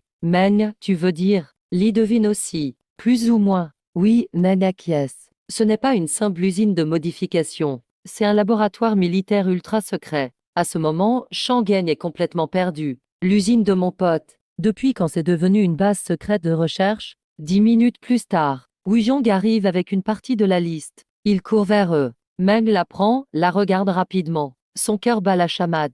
Je le savais. Je le savais. Sa voix tremble. Li arrache la liste d'un coup. Quelques secondes plus tard, il rougit. Ce ne sont même pas des matériaux de rénovation qui rénovent un avion avec autant de tonnes de métal rare, blocs de carbone sans métal. C'est clairement pour fabriquer. La main de Li qui tient la liste tremble fort. Sur la liste, certains matériaux lui sont inconnus. Meng est maintenant sûr de ses soupçons. J'en suis certain. Meng montre le chasseur blanc, excité. Sa voix est forte. L'usine de modification en banlieue de Jiangcheng. Il y a forcément une équipe de plus de 5000 chercheurs. Ce chasseur blanc a été fabriqué par eux. Li et les autres acquiescent. Seul Zhangeng grimace.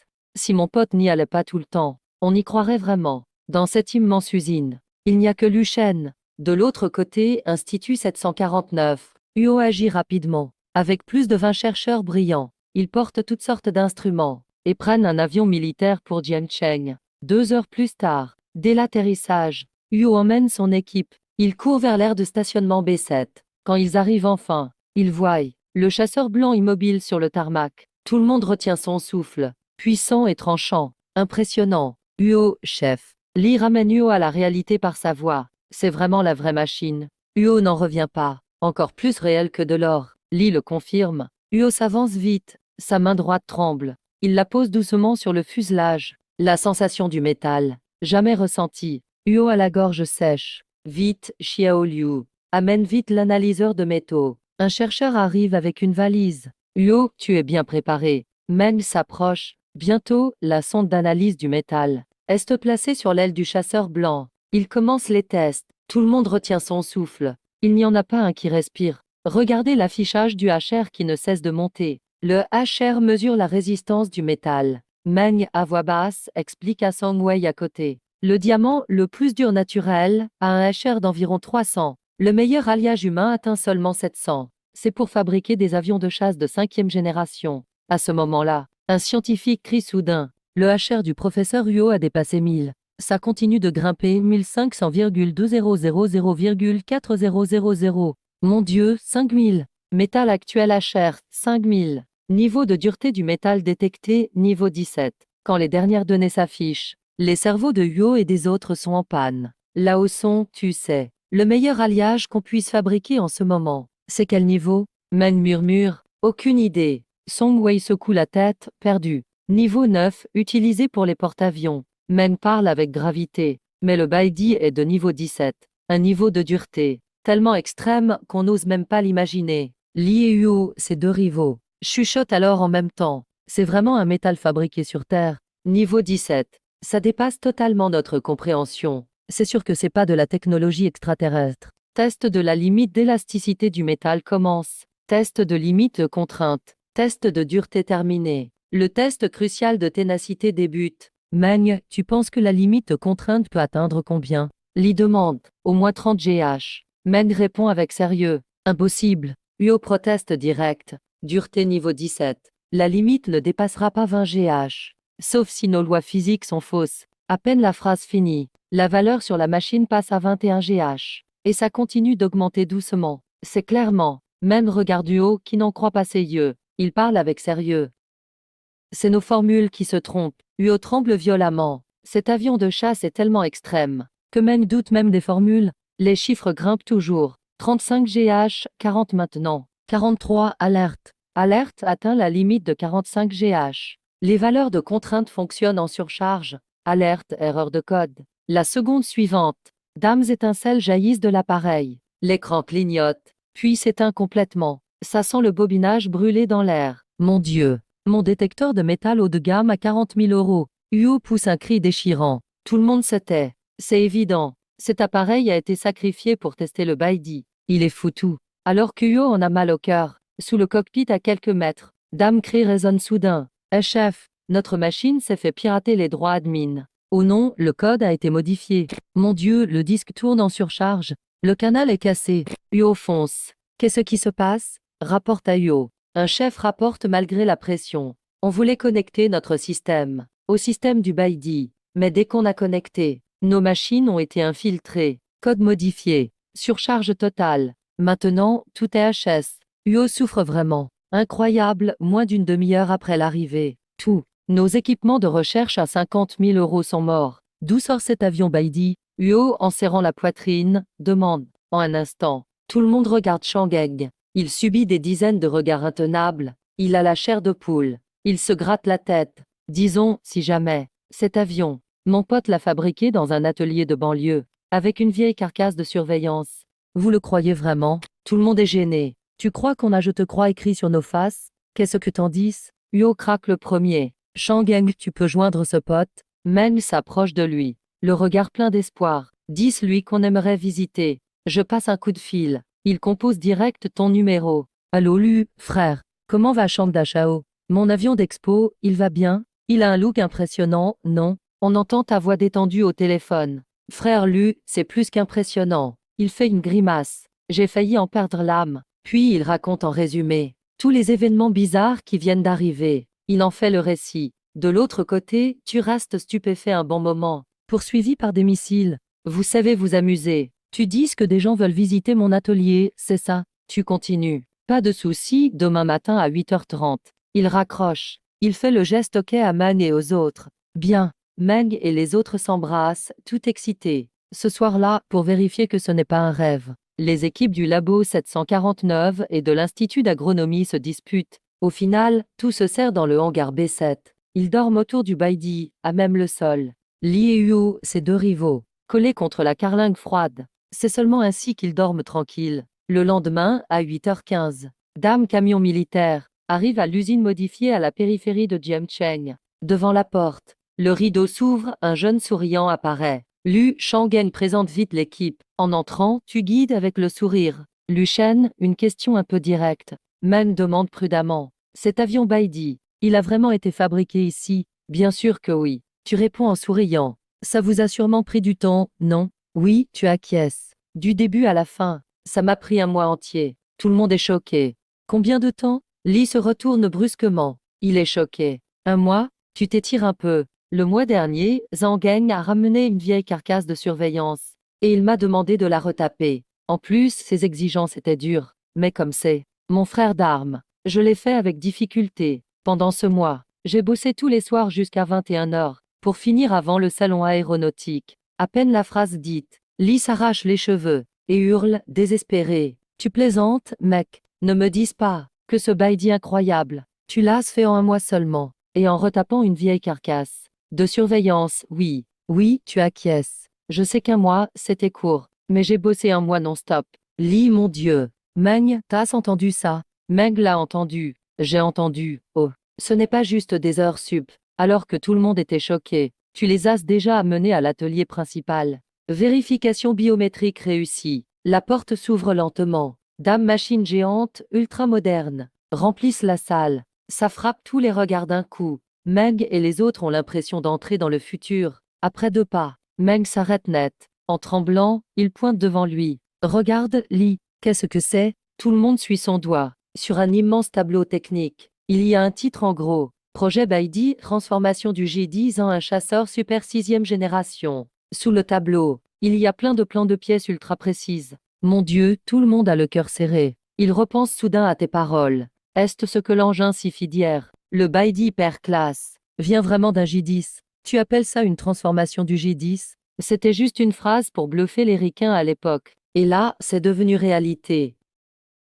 En version boostée 10e des tonnes, Liu Shen et Meng prennent une grande respiration, puis s'approchent de toi. Leurs regards sont impatients. Peux-tu nous présenter? L'équipe derrière le Baidi, dizaines de regards se tournent vers toi ensemble, plein d'espoir. Tu hésites en entendant parler de présentation. Puis tu hausses les épaules. Je suis l'équipe à moi tout seul. Quoi? Que veux-tu dire? Ouvre grand les yeux. En d'autres mots, ce Baidi JD transformé, je l'ai fait seul en un mois, en bossant tous les jours. Impossible, vraiment impossible. On secoue la tête sans arrêt. Même le CPU serait cramé. Le Baidi, c'est du high-tech qu'on ne comprend même pas. Ça peut pas être fait par toi tout seul. En juste un mois. Je t'ai dit, j'ai bossé un mois non-stop.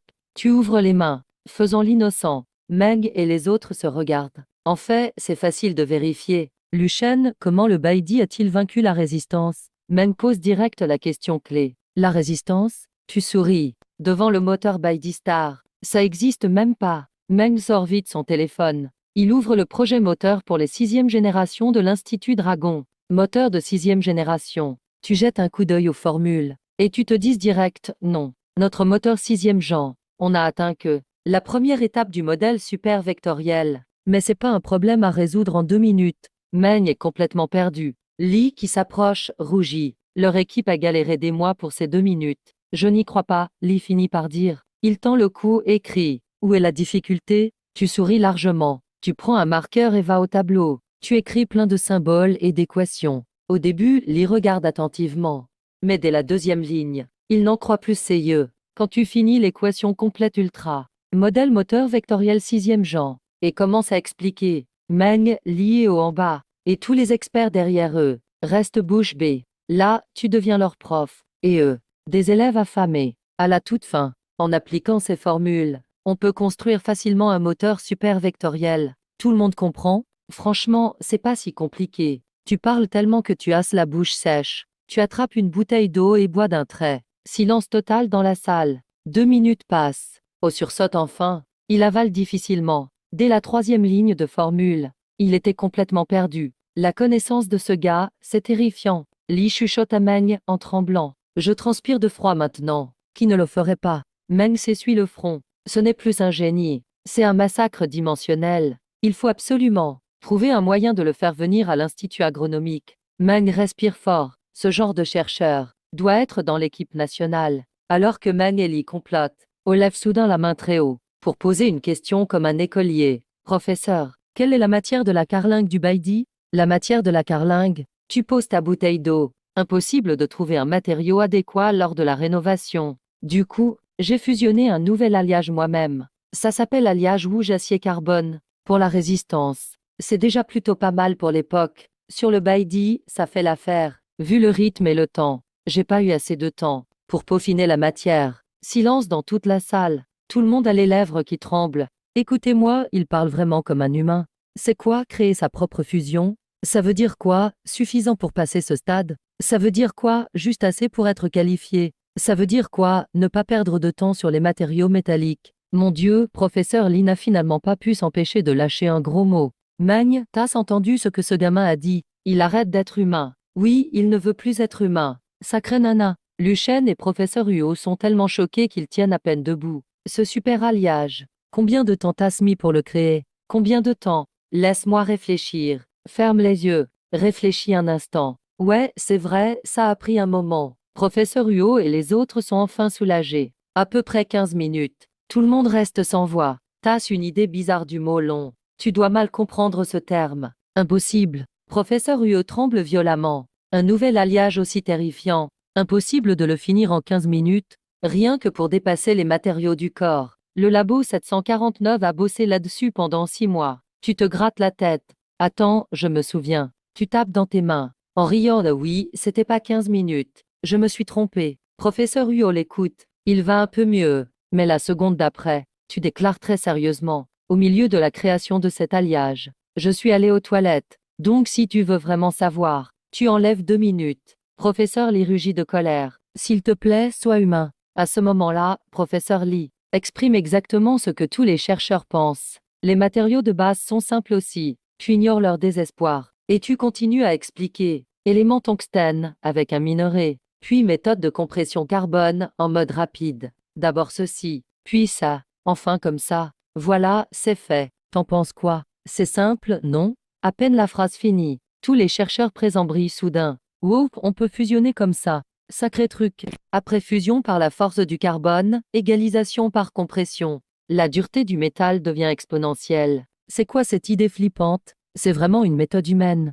Pour fusionner? Meng et Lee se tournent vers Meng à côté. Chuchote. Avant, ce gamin disait avoir construit White Emperor tout seul. J'étais sceptique. Mais maintenant, je commence à croire. Moi aussi, Meng avale difficilement sa salive. Ce gamin est encore plus fou que le G White Emperor lui-même. Faut pas que Yo entende ça. Meng attrape le bras de Lee et baisse la voix. Avant qu'il réagisse, notre dragon LAB doit être le premier à lui faire une offre. Lee acquiesce fortement, mais reste inquiet. Alors on lui propose quoi pour le recruter? Tu trouves que Dragon GLAB, le poste de directeur, ça irait? Meng le regarde sérieusement. Les pupilles de Lee tremblent fort. Et là, la voix de professeur Huo retentit soudain. Luchen, il montre une pièce au loin où brille une lueur bleue. À quoi ça sert? C'est rien. Tu te tournes vers la voix. En souriant à l'intérieur, c'est pour le White Emperor. Un ensemble de réacteurs nucléaires à hydrogène. Sa main prête à ouvrir la porte s'arrête net. Sacré truc. Un cri énorme résonne dans toute l'usine. Dedans, il y a un réacteur nucléaire. Un réacteur à énergie nucléaire. Meg et Lee sont sous le choc. La pièce bleue, c'est un réacteur nucléaire. La lumière bleue, c'est un rayonnement Cherenkov. Non, professeur Huo, c'est pas un réacteur nucléaire. Tu corriges très sérieusement. C'est un ensemble complet de réacteurs à fission nucléaire d'hydrogène. C'est pas pareil. Professeur Huo prend une grande inspiration. C'est fini, c'est fini. On va tout mourir à cause du rayonnement. Un réacteur nucléaire ordinaire, il y a forcément du rayonnement. Tu hausses les épaules, mais le mien n'est pas ordinaire. D'ailleurs, il y en avait déjà un dans White Emperor. Vous avez détecté du rayonnement? Professeur Huo est perplexe. Non, en fait. Mais qui aurait cru qu'un chasseur pourrait contenir un réacteur nucléaire? Attends, Meng tire sur sa barbe. Sa voix tremble. Lu Shen, tu dis que l'énergie du White Emperor vient d'un réacteur nucléaire? Oui, tu hoches la tête tout naturellement. Sinon, vous croyez qu'un carburant classique pourrait alimenter un vecteur de 6e génération? Tout le monde retombe dans le silence. Ça se tient, en fait. Non, professeur Huo n'accepte toujours pas. Un réacteur nucléaire. Le plus petit fait quand même plusieurs mètres de haut. Impossible à entrer dedans. Plusieurs mètres de haut? C'est ça, un petit réacteur. Tu souris. Mon ensemble ne prend que 6 mètres cubes. 6 mètres cubes. Un réacteur nucléaire. Impossible. Absolument impossible. Professeur Huo secoue la tête en panique. Sa raison hurle. À moins de me montrer. Huo lève brusquement la tête. Respiration lourde. Tu souris. Tu marches vers la porte. Vérification biométrique réussie. La porte s'ouvre lentement. Un dispositif au look étrange, forme comme un énorme cœur, apparaît devant tout le monde. Il est entièrement composé de pièces annulaires complexes. Sa surface brille d'une lueur bleue. Sur le côté de la machine, il y a écrit « Groupe réacteur moteur White Emperor, Lushen ». Un réacteur nucléaire de ce style. Je n'ai jamais vu ça. Le cœur de Meng s'accélère. Qui vous a dit que les réacteurs nucléaires sont seulement empilés? Ta phrase rend tout le monde muet. Empilé, ça a trop de défauts. Tu t'approches du cœur. Tu frappes doucement dessus. Donc, j'ai choisi une méthode presque sans défaut. Appareil de réaction par confinement U carbone quantum. Super alliage et réaction confinée. Efficace et sans perte d'énergie, même si c'est incompréhensible. Meg et Huo ressentent quand même la puissance du cœur. Ce gamin fait peur. Professeur Huo boit une grande gorgée d'eau. Il a déjà transpiré tout ce qu'il avait. Ses connaissances sont au moins 10 fois les nôtres. 10 fois. Li fait l'amour. Tu te surestimes. C'est au moins 100 fois les tiennes. Il faut agir maintenant. Meg est déterminé. Mais alors qu'il allait parler, la voix puissante de professeur Huo retentit. Lushen, au nom du labo 749 de l'armée de l'air, je t'invite sincèrement à nous rejoindre. Sacré Meng, il tape fort le bras de Li. Les vieux chez toi, aucun respect. Il a foncé avant tout le monde. À peine fini. Meng bondit aussi devant toi. Lushen, au nom du dragon GLAB, je t'invite à rejoindre notre équipe. Si tu acceptes, le poste de directeur du lab est à toi immédiatement. Li arrive aussi en courant, hoche la tête. Toi, Son Wei et les autres êtes sidérés. Wow, l'Institut du Dragon est vraiment hardcore. Même le vieux Huo n'y a pas pensé. Le vieux Meng sort un joker. Pour avoir Lushen, il lâche même la place de directeur. Vieux Huo, c'est nous dragons qui avons trouvé Lushen d'abord. Le vieux Meng ne lâche rien. Je m'en fiche, le vieux Huo bombe le torse. Lushen doit rejoindre notre Institut 749. Allez, viens te battre avec moi. Le vieux Li retrousse ses manches. Celui qui gagne, Lushen le rejoint. Ça marche, on fait comme ça. Le vieux Huo aussi retrousse ses manches. 2 scientifiques top niveau s'apprêtent à se battre pour de vrai. Toi et Son Wei accourez pour les arrêter. Vous vous disputez ici. Mais il faudrait aussi demander l'avis de Lushen. Son Wei essaie d'arranger les choses. Du coup, tout le monde te regarde. Tu te grattes la tête. En fait, je suis plutôt décontracté. J'aime pas trop être contraint. Non, non, non. Le vieux Meng dit tout de suite rejoins l'Institut du Dragon. Tu fais ce que tu veux. Même passer ta vie à t'amuser si tu veux. C'est pareil au 749, mêmes avantages. Le vieux Huo se dépêche d'ajouter. Tu touches à nouveau ton nez. En fait, voyager loin, c'est pas trop mon truc. Je préfère que ce soit proche. Dès que tu dises ça. Le vieux Meng et le vieux Huo restent silencieux. Pour du proche c'est facile. Shangen intervient soudain. On déménage direct à la section militaire de Jiangcheng. Ling Guoqing frappe dans ses mains. Ouais Lu, frère, t'en penses quoi? Mais je précise, j'ai pas de quoi louer l'usine. Tu hausses les épaules. Ingénieur Lu, Ling Guoqing assure. Du moment que tu viens. Même pas besoin de parler d'usine. Tout le département militaire. Tu choisis le terrain que tu veux. Tu me le dis direct. Chouette, tu souris. Fais-moi quelques locaux vides. Juste assez pour les machines. On passe à l'action. Le jour même, 60 camions militaires arrivent. À l'usine en banlieue. Sous ta conduite. Le lendemain après-midi, ton usine modifiée est transférée. Tu t'installes officiellement dans la zone centrale du département militaire de Jiangcheng. Avec le panneau usine modifiée. Centraire des technologiques. Tu es devant le nouveau centre. Regardant l'atelier, des dizaines de fois plus grand qu'avant. Satisfait. À ce moment-là, Zhang Geng arrive en urgence. Il y a un problème. Le vieux Huo et le vieux Li veulent encore se battre. Qu'est-ce qui se passe? Ils n'ont pas réussi à t'avoir. Maintenant ils veulent l'avion Baidi. Département militaire de Jiangcheng, entrepôt numéro 7. Vieux Li, cet avion Baidi doit être pour l'Institut 749. Le vieux Huo retrousse ses manches. Il salive en parlant. Vieux Huo, tu rêves en grand. Le vieux Li n'est pas d'accord. Il doit aller à l'Institut du Dragon. Allez, viens, on se bat. Celui qui gagne l'emporte. Le vieux Li retrousse ses manches, c'est parti. Le vieux Huo aussi retrousse ses manches. Juste au moment où ils vont vraiment se battre, tu arrives avec Shangeg. Qu'est-ce qui se passe? Tu regardes les deux groupes tendus, un peu perplexes. Lu Shen, le vieux Li te voit arriver. Se plaint tout de suite. Cet avion Baidi est crucial pour le développement du 6e avion. C'est révolutionnaire. Il doit être transporté à l'Institut du Dragon. Lu Shen, il doit aller à notre base aérienne 749. Le vieux Huo ne lâche rien. Ils vont encore se battre. Tu prends la parole. Non. Ce n'est pas si important. C'est petit, ça? Ensuite tu dis. Je croyais que c'était grave. Puisque vous en voulez tout, je peux en construire un autre. Un chacun. C'est ok, non? Tout le monde est choqué. Pourquoi ça paraît si facile quand il parle? Mais c'est le Baidi. En y réfléchissant, ça tient la route. En construire un autre, le vieux Li inspire fort. Tu te grattes la tête, tu n'en veux pas. Si, si. Oui, oui. Les deux hochent la tête à toute vitesse. J'ai deux conditions. Tu souris, vas-y, 10. J'ai besoin que quelques personnes m'aident. Le vieux Li et le vieux Huo sursautent. Ils comprennent tout de suite ton intention. C'est pas juste de l'aide, c'est transmettre la technique. Leur cerveau bourdonne. Regarde sa vision. Et regarde-nous. On est carrément gênés. Lu Shen, tous les chercheurs présents, obéissent à tes ordres. Le vieux Huo a les yeux humides. Respect au sommet. Pas besoin de ça. On a assez de monde. Tu fais un geste de la main. Tu sors 2 doigts. Deuxième condition. Tu souris aux deux. Il va falloir augmenter le budget. Le vieux Li avance avec sérieux.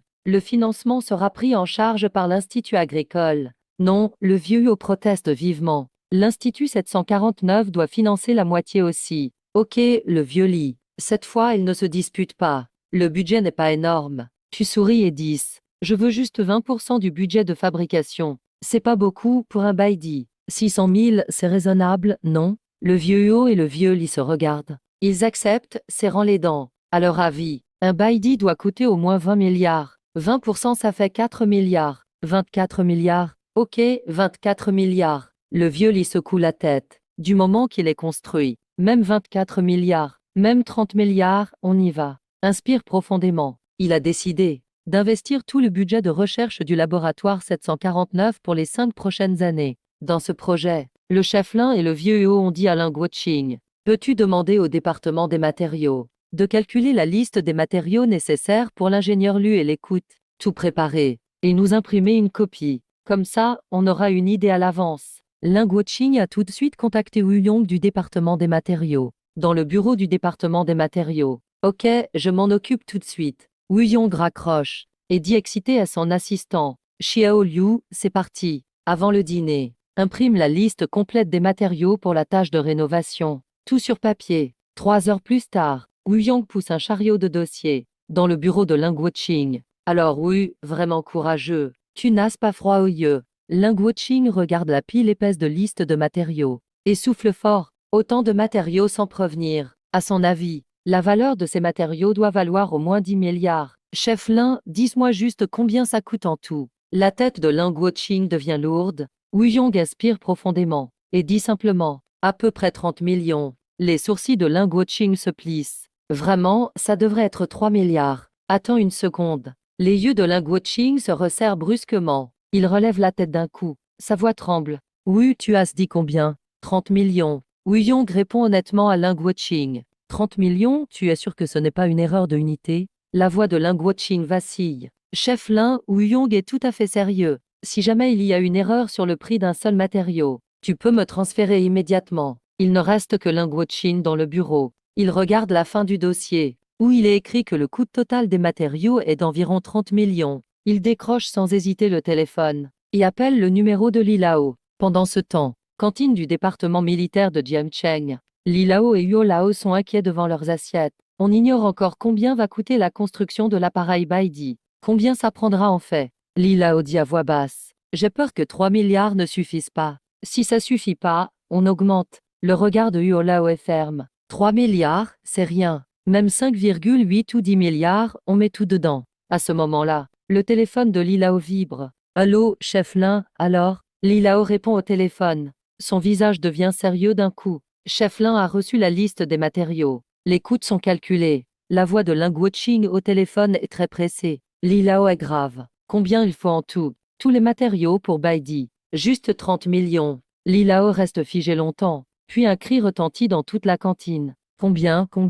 Li Lao sent comme un courant électrique. La tête qui picote. Huo Lao en face le voit choqué. Et devient nerveux aussi. Ça va coûter beaucoup plus que prévu. 30 millions, Li Lao. Pas 3 milliards. Ni 300 millions. Mais bien 30 millions. Li Lao, incroyable. Incroyable.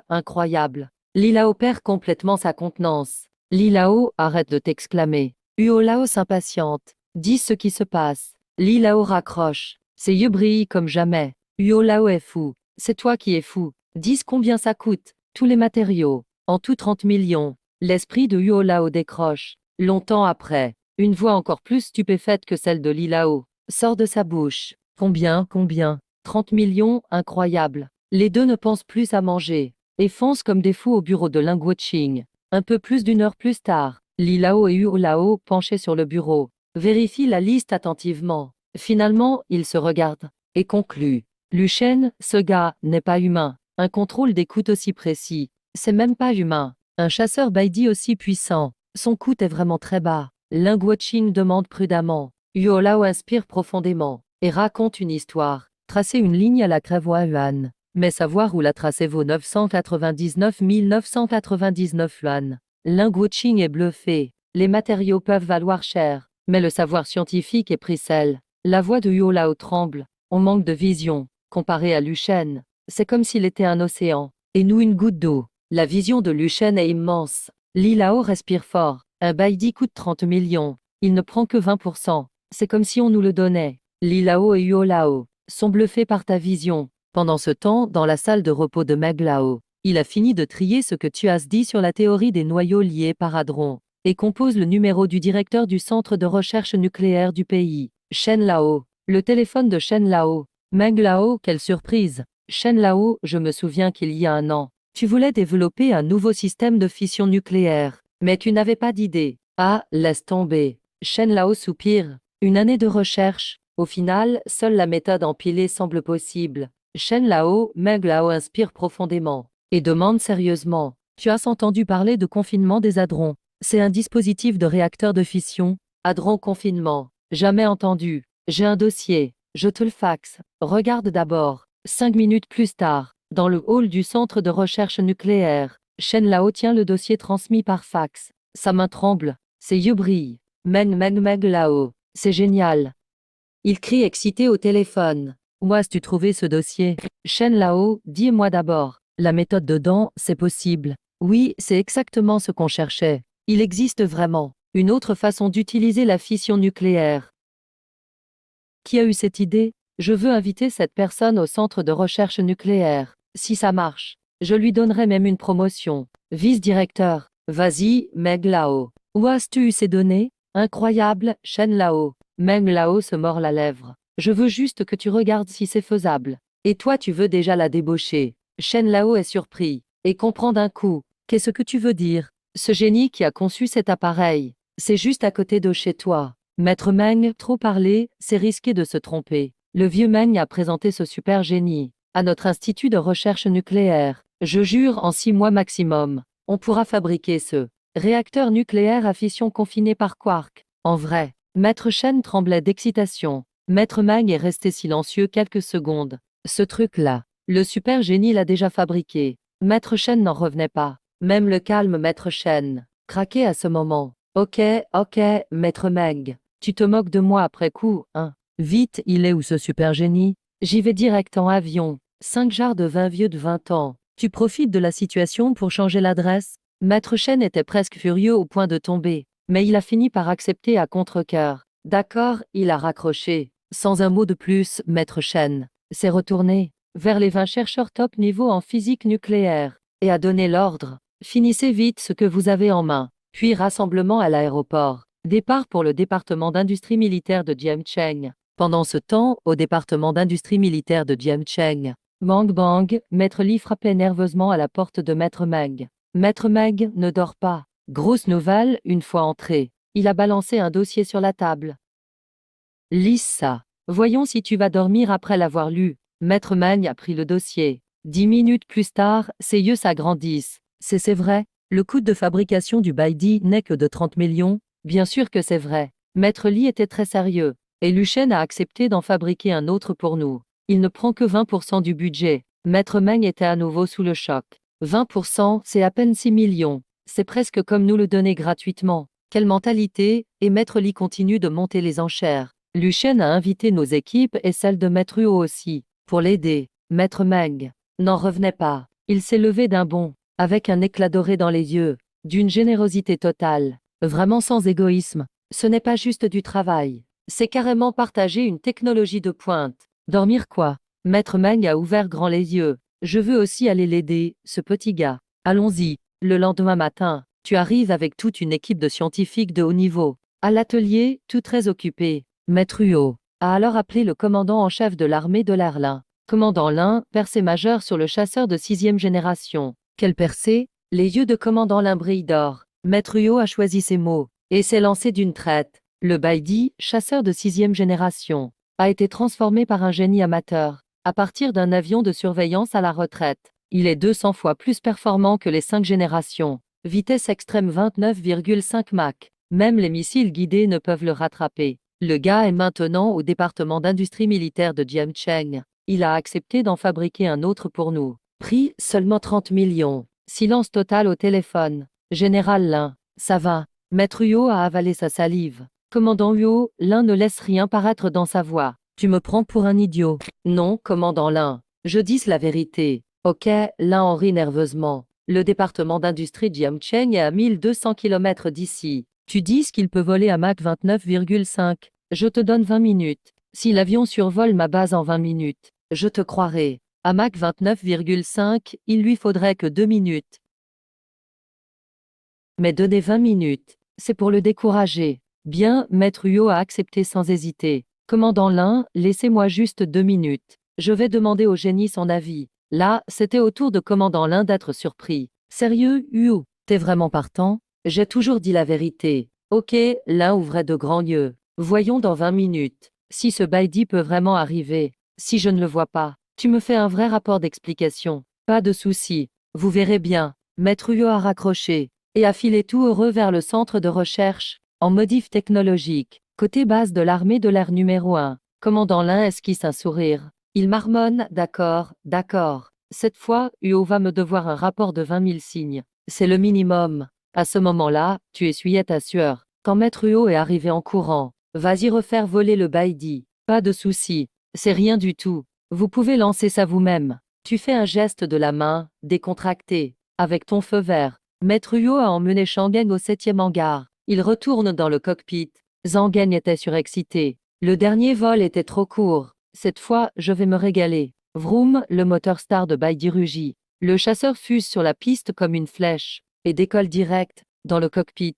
Zhang tire d'un coup le manche en arrière. Le chasseur Baidi réagit instantanément et grimpe vers le ciel à 90 degrés, comme un oignon sortant du sol. Un énorme bang retentit en hauteur. Le Baidi franchit le mur du son facilement en montée. Incroyable, Maître Huo regarde ça et pense juste à ce mot. Il appelle direct commandant Lin. Allô, général Lin. Le Baidi a décollé. Il sera chez vous en moins de 3 minutes. Au même moment. Base aérienne numéro 1. Ok, même pas 3 minutes. Vas-y, prends en 30 si tu veux. Commandant Lin esquisse un sourire crispé. Au fait, commandant Lin, ouvrez le dôme de la base là-bas. Il ne faudrait pas que mon avion n'ait nulle part où se poser. Le vieux eut au délire de plus en plus. Adjoint, donnez l'ordre d'ouvrir le dôme. Malgré sa colère, il fit un geste, vieux Huo. Si c'est une plaisanterie, tu m'écriras 100 000 mots de rapport. Si c'est une blague, tous les membres de l'Institut 749 t'en écriront chacun 100 000.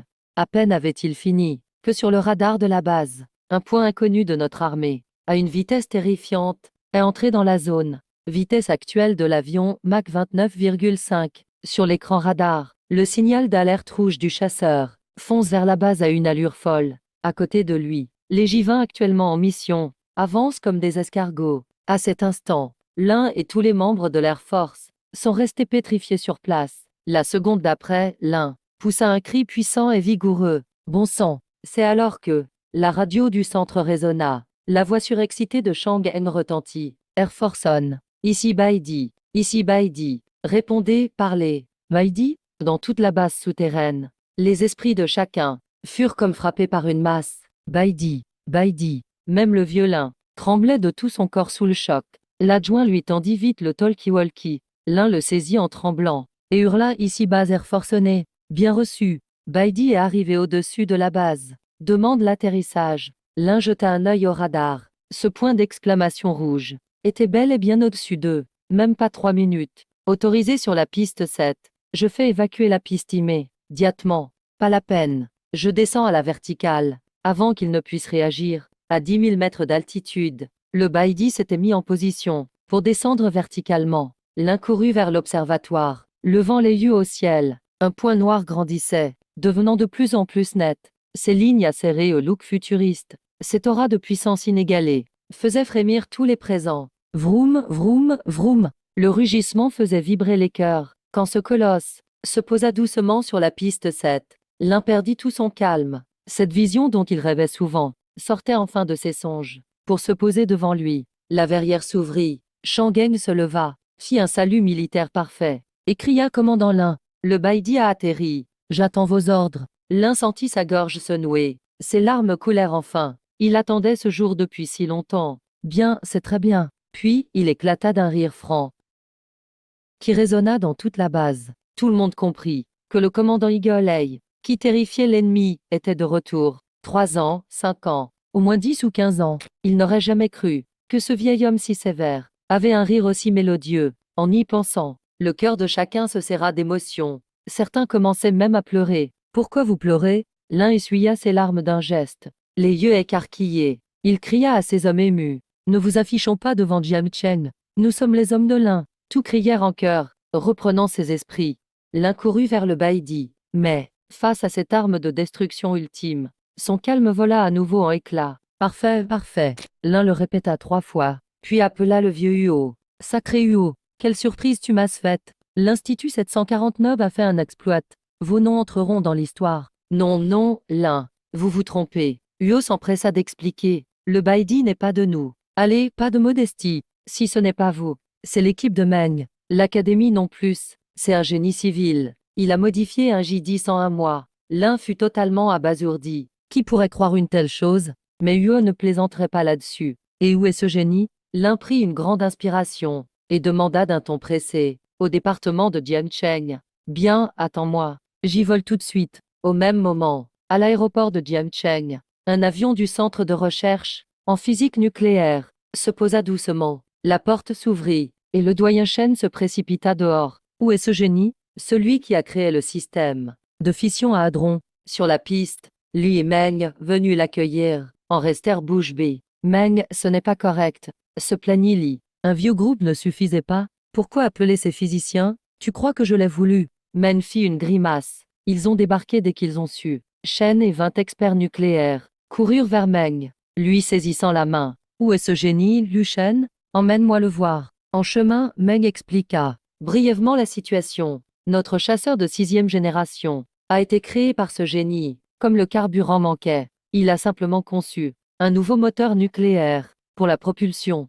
Chen écouta, s'arrêtant net sous le choc, totalement sidéré. Bon sang, hurla-t-il soudain. Tu dis que faute de moteur, il a juste créé un nouveau réacteur nucléaire? Oui, c'est à peu près ça. Chen en eut le souffle coupé. À ce moment-là, dans un vrombissement, un chasseur au design inconnu passa en hurlant au-dessus d'eux et se posa plus loin. Son allure agressive et son grondement sourd laissèrent les experts sans voix. C'est quoi cet avion? Chen, perplexe, demande. Meng répond négligemment. C'est le chasseur Baidi. Chen s'étonne. Il manque de tomber à la renverse. Les experts derrière lui sont tout choqués, chacun plus que l'autre. 20 minutes plus tard, Chen et son équipe sont amenés à ton centre de recherche technologique amélioré. Tu donnes calmement des tâches à ton équipe technique. Tu répartis le travail. Après les présentations, Chen se frotte les mains, impassible. Liu Shen, où est le générateur à fission confiné par Chamfort? Je veux le voir. Tu souris et les emmènes dans un autre atelier,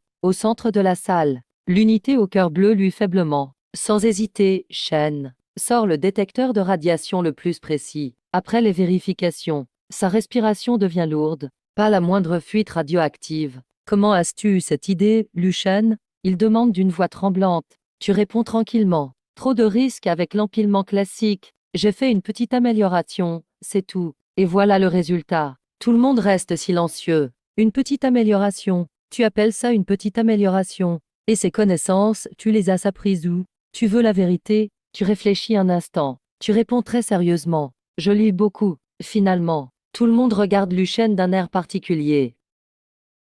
Soudain, Shen fait un grand pas en avant. Il demande nerveusement si tu recrutes encore. Pour la production d'énergie des chasseurs, on peut s'en occuper. À ces mots, Meng, à côté, perd son calme. Shen, votre centre avait des règles. Les règles sont figées, mais pas les hommes. Shen répond fermement. Les règles sont faites pour être brisées. Tu t'étonnes. Vous pouvez rester, oui, mais il faudra bosser dur. Pas de souci, c'est rien. Encore de la main-d'œuvre gratuite, je vais pas dire non. Ce serait dommage de refuser. Au même moment, dans l'avion spécial, qui amène Shen à son poste, l'appareil atterrit à l'aéroport. On est arrivé? Pourquoi c'est pas encore Jian Chen? À bord, l'un en est déjà à sa 5e relance. Dès l'ouverture de la porte, il se précipite dehors, impossible d'attendre. Le commandant Lin, le général Luo et les autres l'accueillent directement. Luo, il est où ce super génie? Lin va droit au but. Amène-moi vite le rencontrer. Lin agit toujours ainsi. Jamais de chichi. Et il n'impose jamais son statut militaire. Il ne se sert pas de son grade pour dominer. Très vite, Lin,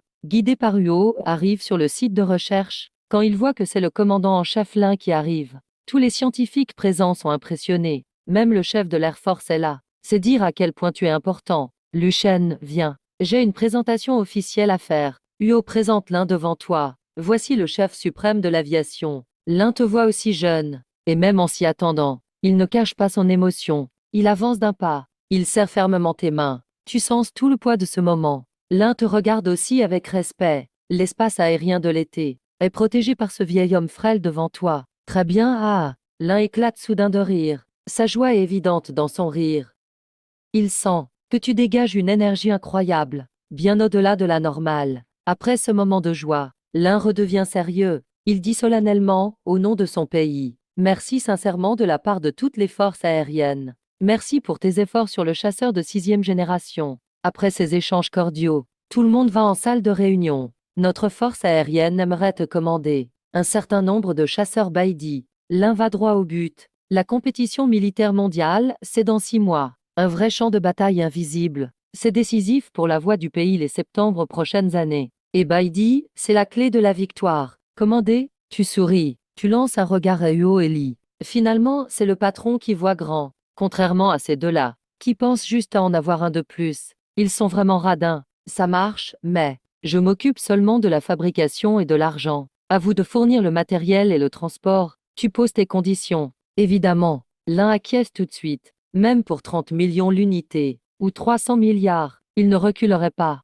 Discutons du nombre, alors. L'un prend une grande inspiration. Il essaie de rester calme. Il lève 5 voix. 5 avions, ça va. Il calcule. Moins de 6 mois avant la compétition. En comptant bien, au max on peut en sortir 5. Si Baidi en même temps sur scène. Là, ça claque vraiment. Mais toi, tu n'en reviens pas. Le cœur de l'un se serre. Il croit avoir demandé trop. Il corrige vite. Alors 4 avions. Tu t'étonnes à nouveau. 3 avions. L'un commence à stresser. Quoi? 3 seulement. Tu n'arrives plus à te retenir. L'un, pourquoi tu réduis encore le nombre? Cette fois c'est l'un et les autres qui sont abasourdis. Moins? Il semble perdu pour la première fois. Oui, c'est trop peu. Tu esquisses un sourire. 5 avions, c'est déjà pas beaucoup. Comment on finit à 3 aussi vite? 10 avions, l'un a demandé avec prudence. Tu souris légèrement. Avec 20 de plus, l'un commence à regarder avec éclat. Avec 30 de plus, l'un respire plus vite. Ajoute encore 50.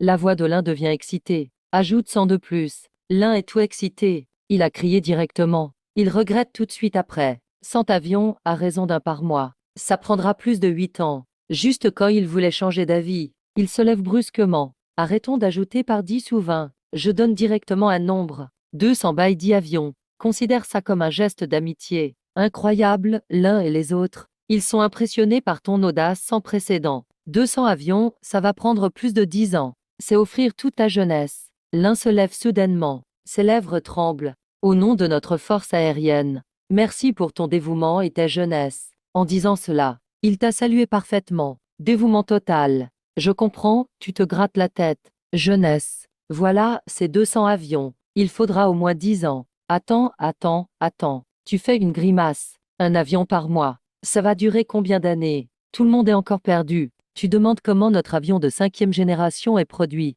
C'est chaque département qui fabrique les pièces. Et enfin on assemble tout. On monte tout. On teste et vérifie la qualité. L'avion de 5e génération est alors fini. L'un termine. Meng et Yo acquiescent aussi. Tu applaudis soudain. Oui, c'est clair. Pourquoi le 6e génération ne peut pas être sur une ligne d'assemblage? Aussitôt dit. L'un ouvre grand les yeux. Luchen et Nini veulent dire. Mettre Baidi sur ligne d'assemblage. Bien sûr qu'il faut. C'est 200 avions tout de même. Je vais pas les faire à la main. Incroyable. Huo sursaute. Alors Baidi peut aussi passer sur la chaîne. Écoute ce que tu dis. Jian peut le faire. Pourquoi Baidi ne pourrait pas? Tu tiltes la tête et demandes. Huo reste sans voix et tout le monde comprend d'un coup. Oui, le 5e génération y arrive. Pourquoi pas le 6e? Ils sont impressionnés par ton talent de chercheuse. Ils avaient oublié la chaîne de production. Le niveau, la vision. Tu y avais pensé bien avant. Tu les as poussés à le dire. Tu es aux commandes, Lu Sheng. L'un tremble d'émotion. Les yeux rouges. Pas de souci pour la commission. T'inquiète pour les 200 avions. Avec une chaîne de fabrication 6e génération. C'est carrément offert. Le contrat est rédigé en un éclair. Tu signes. Tu serres fort la main de l'un. Bonne coopération. Bonne coopération. De retour au centre techno-modifié. Tu arrêtes tous les travaux. Nouvelle mission à tout. Tu lèves le dossier. C'est une commande pour 200 Baidi. Donc maintenant, on lance une énorme production. Tout le monde voit ton sourire inquiétant. Ils sentent tout le gros boulot. Nouvelle mission. Baidi de 6e génération. Projet d'usine de chaîne militaire. Lancement immédiat. Tout le monde en a la tête qui explose. Ça va être énorme. Luchen, on n'a pas assez de personnel. Directeur Chen demande en tremblant. Tu souris légèrement. Pas de panique, je vais ramener du monde. Tu appelles Ling Guoqing direct. Chef Lin, il me faut 5000 personnes. Pour la chaîne Baidi. Pas de souci, 5000 experts réunis tout de suite. À vos ordres. À cet instant, tout le département militaire de Jiaocheng fonctionne comme une machine. Ça tourne à fond. Pendant ce temps, dans une base secrète, Lin, le chef de l'armée de l'air, parle avec passion à un homme en uniforme de l'armée. Un vieil homme solide. Il raconte le Baidi sur le tarmac. Alors, Laolu, qu'en penses-tu? J'avais dit 3 minutes pour venir. Les performances sont folles. Cet homme, c'est Laolu, chef de l'armée. Après la présentation incroyable de l'un, même Laolu, ce dur survivant de la guerre, a le cœur qui tremble. Tu veux dire, ça va déjà passer sur la chaîne? Oui, il faut donner plus de ressources à ce super génie. Faut surtout pas le freiner. Lao lui répond sérieusement. À ce moment-là, une réunion militaire internationale en ligne va commencer. La réunion débute. Le représentant du Chia tarde à venir. Kate, le représentant américain, fait une tête sombre. Jusqu'à la dernière minute, l'image de Lao lui arrive sur le plateau virtuel. Il tient un thermos tranquillement. Représentant Lu, vous avez pris notre temps à tout. Kate attaque direct. Lao lui boit son thé. Penche la tête, j'ai dépassé le temps. Ce n'est pas la question. Répondez, Lao lui change de ton. Regard tranchant comme une lame. Non, Kate serre les dents. Maintenant c'est vous qui perdez notre temps. Lao Lu interrompt d'un geste. Fin de réunion. Kate ironise au maximum. Lu, j'ai hâte pour la compétition militaire. Honnêtement, prof, on va finir premier, pas de stress. Lao Lu le regarde et demande soudain. Votre chaîne de production F-22 est réparée. Kate tire la tête. Vos chasseurs cette fois, peuvent-ils vraiment rattraper nos avions de 5e génération? Il tente de rester poli. Lao lui ferme les yeux en murmurant.